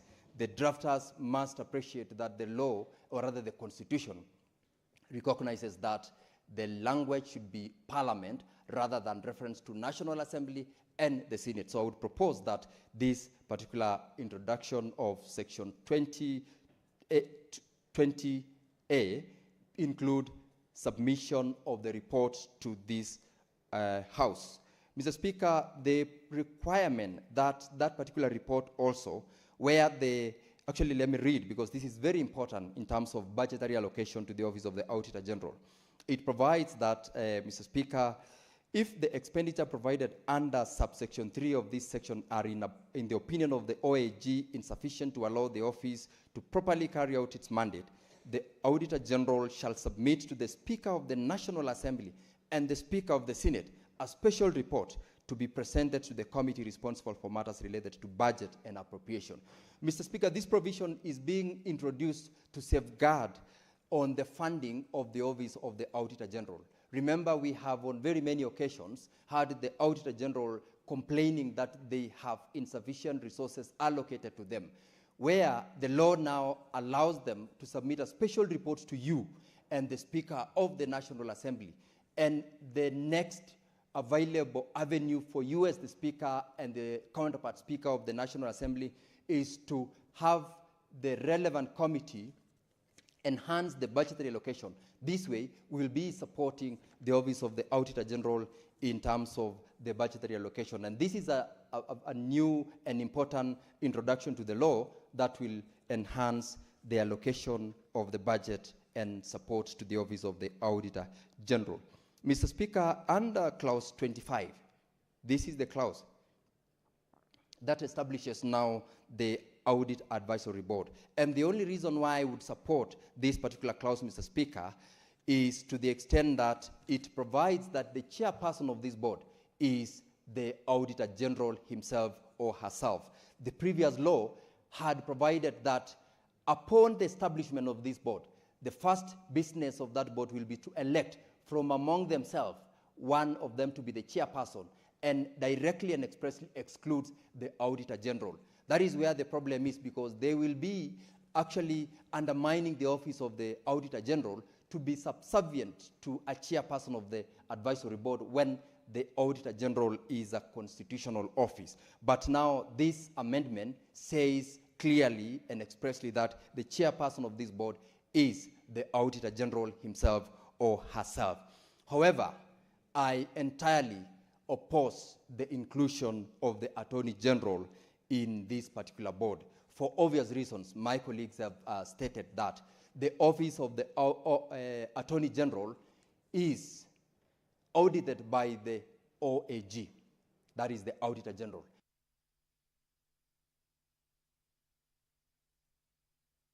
Yeah, just 1 minute to conclude your thoughts. Thank you, Mr. Speaker. There is no way we will have the Attorney General sitting in the advisory on the office of the Auditor General. For obvious reasons, this person reports to the Auditor General in terms of the audit. Therefore, we should delete the requirement of the person, a representative of the Attorney General or the Attorney General himself, to sit in that particular audit, advisory audit. As long as the Attorney General is not there, then we will pass as is. Other than that, Mr. Speaker, the introduction of the other members. Previously, there were 6 members of this audit advisory board, which was an even number. In this, it was just an even number. But right now, the amendment has reduced the number to 5, meaning they can make decisions because it is an even number. Mr. Speaker, this particular bill is a very important bill, if only we amend the various areas where they are not compliant with the Constitution. Otherwise, if it goes as it is, Mr. Speaker, I am sure it will be rejected because it will be unconstitutional in a number of the aspects. Mr. Speaker, I heard so much, but because of time, I will stop at that. Allow me just to mention one more important. The introduction of the new Section 38A. This Section 38A allows the Auditor General to conduct their own independent audits without any request by either Parliament or any other person. This particular one also facilitates periodic citizen accountability. Citizen accountability, Mr. Speaker, has previously been in form of frameworks, but the moment it is in law as it is right now, residents, citizens will be able to participate in audit of projects at the lowest level of representation, that is at the ward level, because the Office of the Auditor General will have an avenue to conduct audits where citizens are allowed to participate in the process of conducting audits without necessarily being a subject of a framework that has got no basis and not anchored in law. This introduction will be very important. Mr. Speaker, with those many remarks, I support this bill subject to the amendments on the various clauses which I and other colleagues have said, because we need to protect the independence of the Office of the Auditor General. Mr. Speaker, I thank you. Senator Maruma. Asante Mheshimiwa Spika kwa kunipa fursa ili kuchangia huu mswada wa marekebisho ya sheria ya public audit. Mheshimiwa Spika, nichukue dakika moja kuelezea kidogo ya kwamba katika uangalizi wa matumizi ya pesa za serikali kuna taasisi mbalimbali za kufanya uangalizi.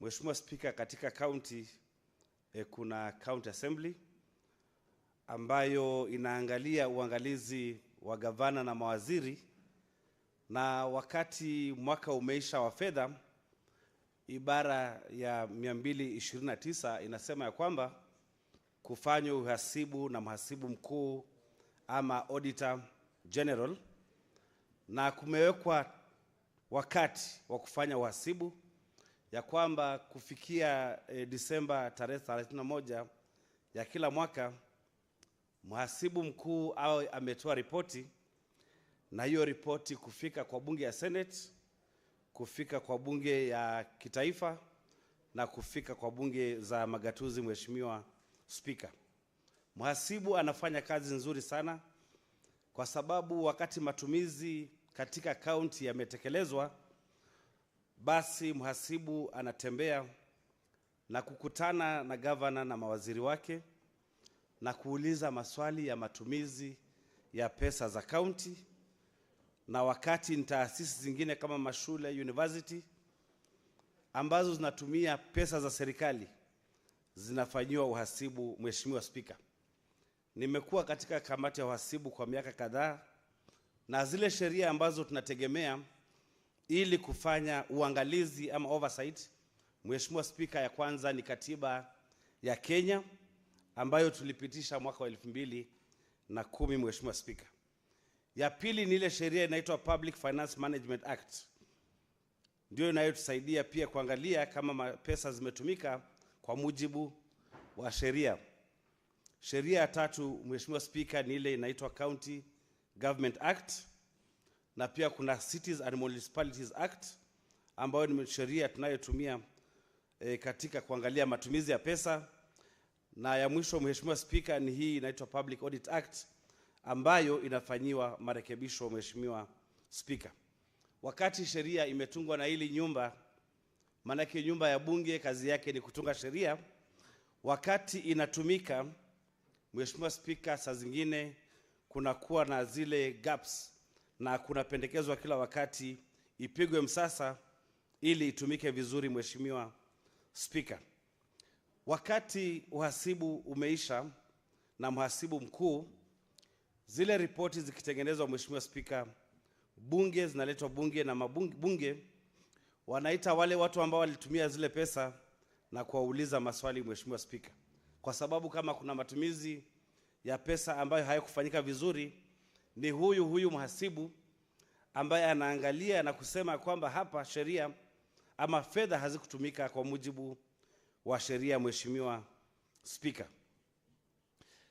mara kwa mara, Mheshimiwa Spika, tunapata ya kwamba magavana wanakataa kuja kujibu maswali ambayo yameulizwa na huyu mhasibu, lakini ni kisheria kwamba kila gavana ambaye anatumia pesa, assembly ambayo inatumia pesa, Mheshimiwa Spika, na zile taasisi zote za serikali lazima zije bunge ili kuja kujibu maswali. Mheshimiwa Spika, nilikuwa naangalia kipengele cha 25 ambacho hii sheria imesema kwamba kibadilishwe, Mheshimiwa Spika, kwa kutengeneza bodi ya kutoa mawaidha kwa mhasibu mkuu. Nimeangalia na nimesoma hii sheria na sijaona ni kwa nini mapendekezo kama haya ya kutengeneza bodi ya kutoa mawaidha kwa mhasibu yanatokezea. Kwa sababu hii bodi tukiangalia inaweza pelekea kupunguza nguvu za huyu mhasibu mkuu. Mheshimiwa Senator Wabomete amesema kwamba hakuna shida yote, ni wewe chair, sikuangalia kwamba wewe umesimama kwa kiti umeketi, ya kwamba yeye akiwa kama mwenyekiti wa hiyo board hakutakuwa na shida yote, na kwamba anaweza fanya kazi yake kulingana na sheria. Lakini kama kutakuwa na hiyo board, na katika wakati wa kufanya mikutano lazima kuwe na ile inaitwa quorum, ama wale board members wafikie namba fulani, kutatokea namna gani kama watu wamekataa kwenda kwa hiyo mikutano? Itabidi ya kwamba hiyo bodi haitaketi kwa sababu ya quorum, na kazi ya mhasibu mkuu inaweza pata pigo, Mheshimiwa Spika. Kwa hivyo mimi sijaona yale mapungufu katika ile sheria ya 2015 ambayo yanapelekea kufanya marekebisho na kuweka board. Mheshimiwa Spika, Mheshimiwa Spika, kuna sheria na sheria za wahasibu ama auditors wako na watu wao wa kuangalia kama wanafanya kazi vizuri, Mheshimiwa Spika. Na kwa hivyo sioni kama kutakuwa na maana yote ya kuweka hii bodi ambayo ukiangalia tena hii bodi ambayo imewekwa kwamba mkuu wa sheria pia awe hapo ndani kwa hiyo board, na yeye mwenyewe anatakana kufanyia uhasibu na mhasibu mkuu. Hapo Mheshimiwa Spika, tunasema kwamba kuna conflict of interest katika hii sheria, Mheshimiwa Spika.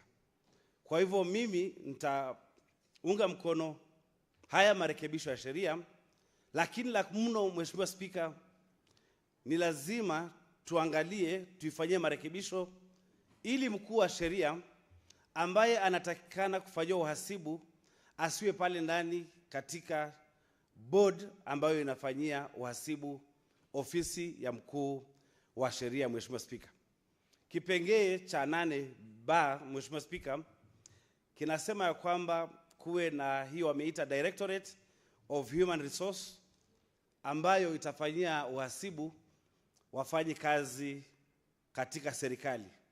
Mheshimiwa Spika, tayari kunafanyika uhasibu katika county, serikali za county, kunafanyika uhasibu katika wanaofanya kazi ama watu wanaofanya kazi katika serikali ya kitaifa.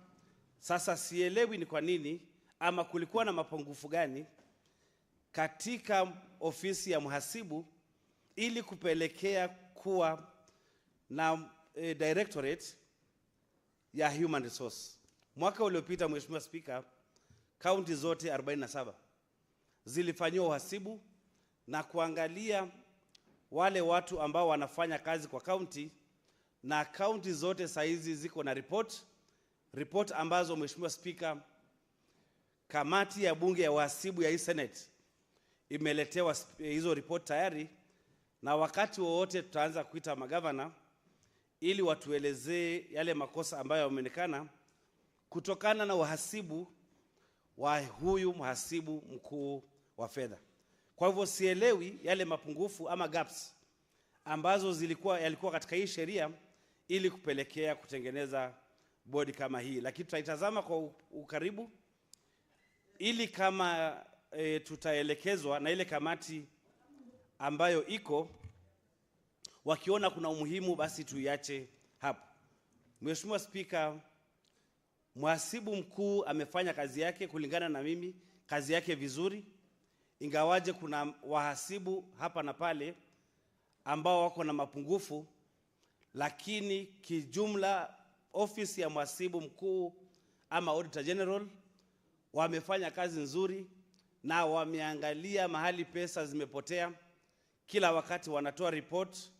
Kwa mfano tuliona kwamba bilioni 11 zimepotea kwa ile SHA na taasisi zingine, Mheshimiwa Spika.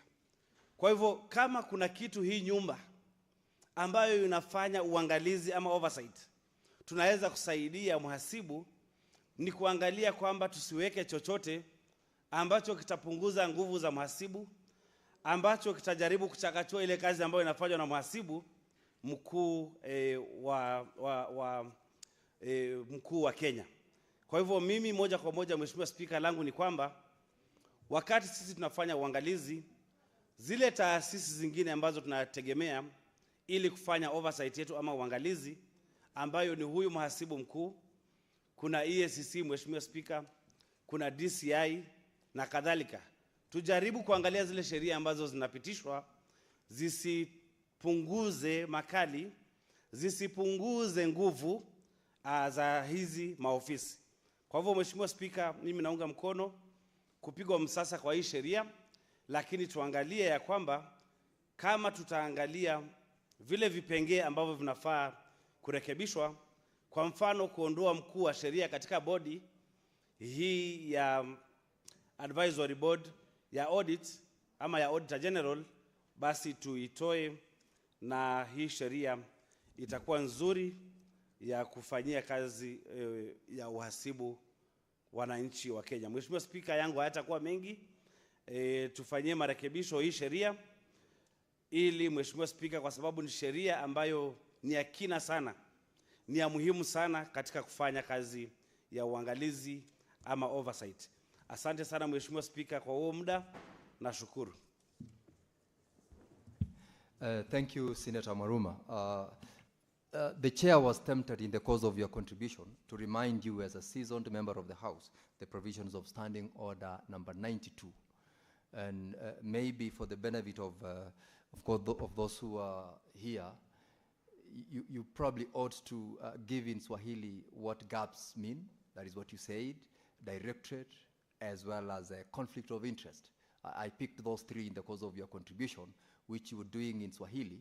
And of course, as a member, you know, the chair exercises discretion to permit you to continue. Otherwise, you were required to entirely run your contribution in the language that you chose when you started your contribution.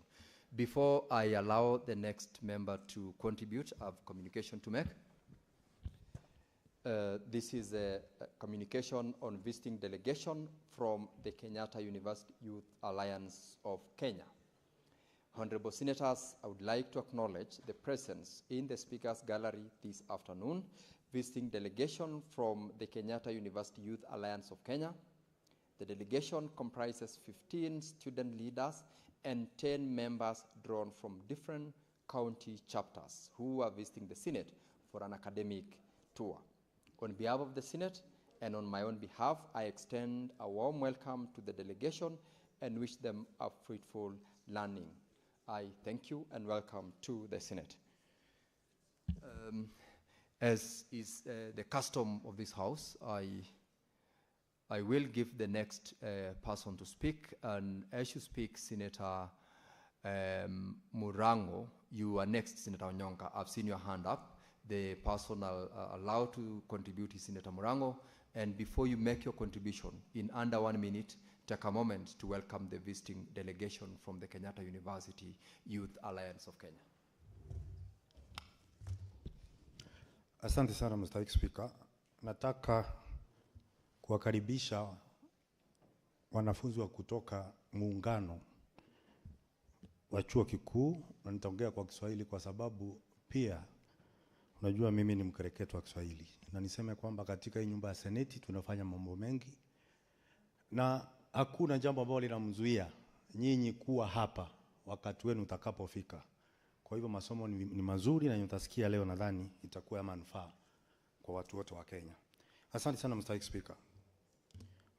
Mr. Speaker, ukiona mti mara mbili msituni ujue umepotea.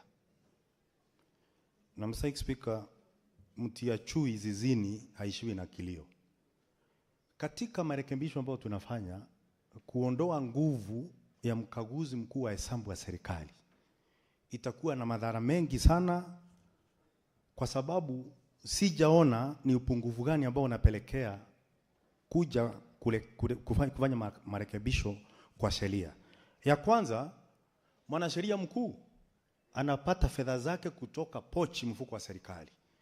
Kwa hivyo katika kuchunguzwa na kuangalia kuhakikisha kwamba ametumia fedha za umma vizuri, anafanywa na mkaguzi mkuu wa hesabu wa serikali. Sasa kumweka pia katika ile bodi, Mr. Speaker, ni sawasawa tu na kuweka mbungo katika bodi ambayo itakuwa inapeana ushauri kwa wale wanaangalia na kutibu ugonjwa wa malale. Kwa hivyo Mr. Speaker, mimi sitasema tufanye marekebisho. Ningesema ya kwamba yule mkaguzi mkuu wa hesabu Nancy Gathungu amefanya kazi nzuri sana, na kwa sababu hatujaona upungufu, kwa nini tutunge hii sheria ya kuja kuweka vikwazo venye mhasibu mkuu anafanya kazi? Na kwa hivyo mimi ningesema tunapofanya hii sheria tuondoe kabisa kuwa na bodi, kwa sababu sioni maana ya bodi. Mr. Speaker, Mr. Speaker, mwanasheria mkuu na ofisi yake ni ofisi kubwa sana nchini, na ukiangalia mkaguzi mkuu wa hesabu ya serikali inakaa kama ni ofisi ndogo. Mr. Speaker, unajua chuma cha Suezi haiwezi kushindana na sukuo. Kwa hivyo ukiweka mwanasheria mkuu kukaa ofisi moja na mkaguzi mkuu wa hesabu, kwa sababu mwanasheria mkuu anatakuwa ndio anakaa kwa ile bond ambayo inapeana ushauri, na shindwa itakuwa ni vipi wakati atapatikana kwamba ametumia vibaya fedha za umma, na ndio mshauri mkuu ambaye anafaa kupeana ushauri katika kupatia mkaguzi mkuu wa hesabu ushauri. Itakuwa tu ni njia moja kwamba kabla sija kupatia ushauri, ondoa jina langu katika ratiba na majedwali ya wale wamefunja pesa za umma. Kwa hivyo Mr. Speaker, mimi hiyo pia napinga. Na nikimalizia Mr. Speaker, lazima kama nchi tuache hii tabia ya kuweka bodi kwa kila kitu. Farasi ya kifa tunaleta bodi moja ichunguze kama anaweza fufuka. Bodi ya pili ione kama farasi anaweza zikwa.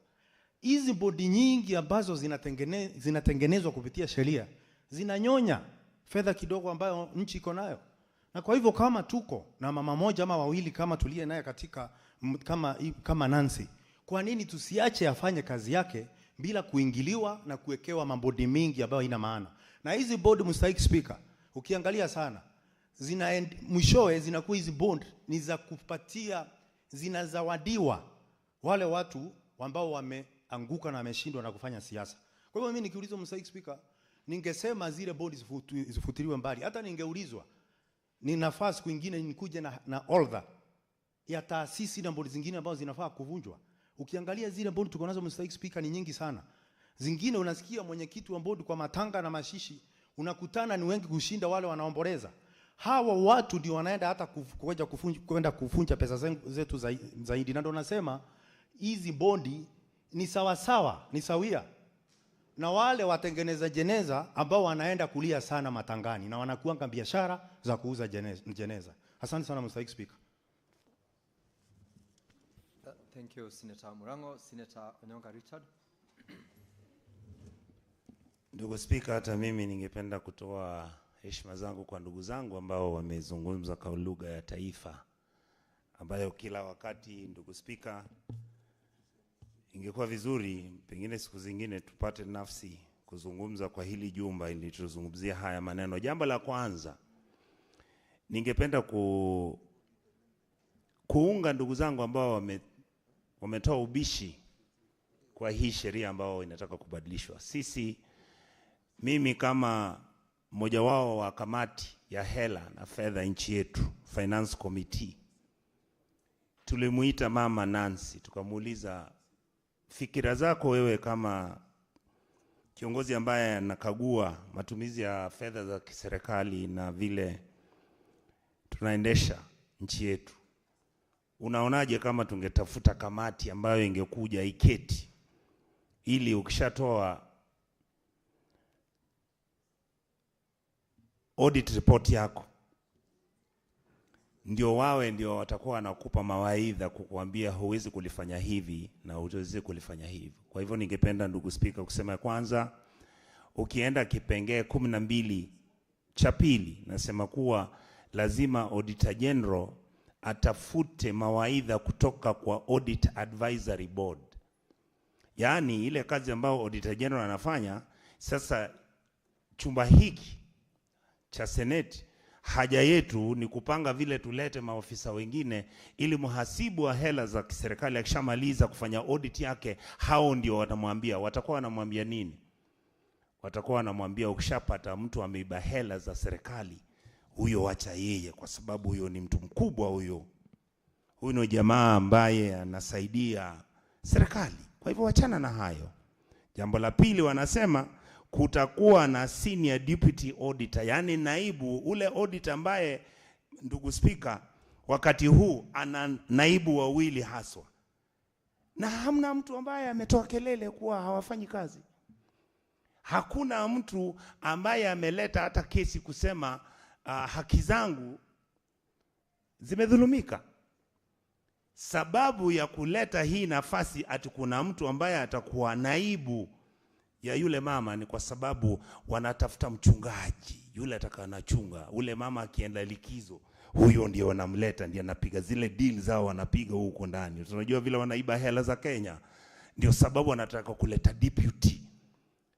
Na hamna mtu ameenda kotini akaleta ubishi. Kuna sababu ya huyu mama ambaye anasimamia na anafanya kazi ambayo ni ya kushtua. Kama angekuwa mwanaume, najua pengine angekuwa amenejificha kwa vyo.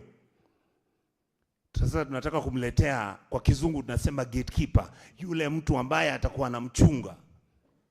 Ndio sababu ya hii kipengee kuletwa. Ukienda 13.1, Senior Deputy Auditor General shall be the principal assistant to the Auditor General. Nani alisema yule ambaye anafanya kazi na huyu mama wakati huu wana shida naye? So kwa sababu gani unaleta mtu mwingine ambaye atakuwa anamchunga huyu mama ambaye amekuwa akifanya kazi nzuri?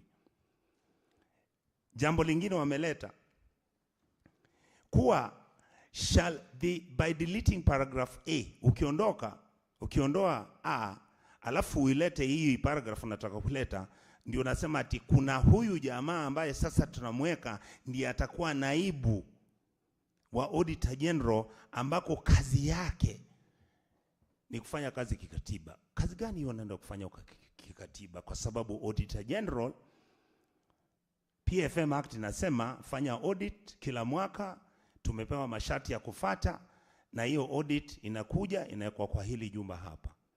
Ni sababu gani tunataka kuintroduce mtu ambaye atakuwa deputy wa huyo mama ambaye tunaye? Vile vile navijua Kenya yetu, hii nchi yetu nzuri tunaipenda. Sababu ya kuleta hivi vipengee vyote ni kutoa yale madaraka ya kikatiba ambayo inafanya huyu mama anafanya kazi yake kwa kiheshima na kwa kisheria. Mpige kelele, msipige kelele, kama itakuwa 1 term ama 2 term, mkiiba atawaambia mmeiba. Sasa hivyo ningependa kusema hivi vipengee zote zimeletwa hapa kwa ukora na ukorofi.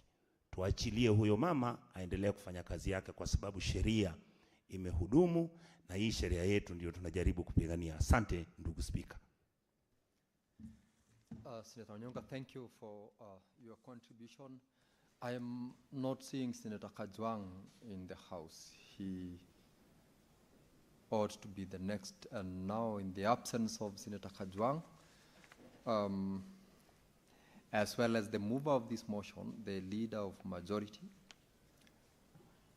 I will defer reply on this motion to the next sitting. So reply by the mover is hereby deferred to the next sitting of the House. And with that, I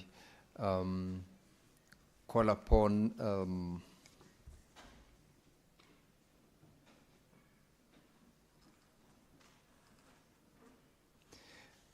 good. I'm just confirming from the order paper of today, order number 11, order number 12, order number 13, and 14, as well as order 15, are subjects of committee of the whole, and therefore we cannot proceed because there is no chair around, and therefore I defer those order number 11 to 15 to the next sitting. Order number 16 is also deferred because the chair of JLAC is now yours truly chairing the Senate. He ought to have been the one moving that motion. That is also hereby deferred. Order number 17, order 18, order 19, 20, 21, 22, 23, 24, 25, and order number 26 are equally deferred because the movers are not present in the chamber.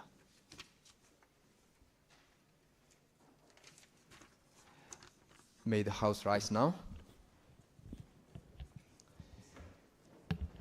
Now, honorable senators, on conclusion of the business of the House, there being no other business on the order paper, the Senate stands adjourned until Tuesday, 17th of March, 2026 at 2:30 p.m.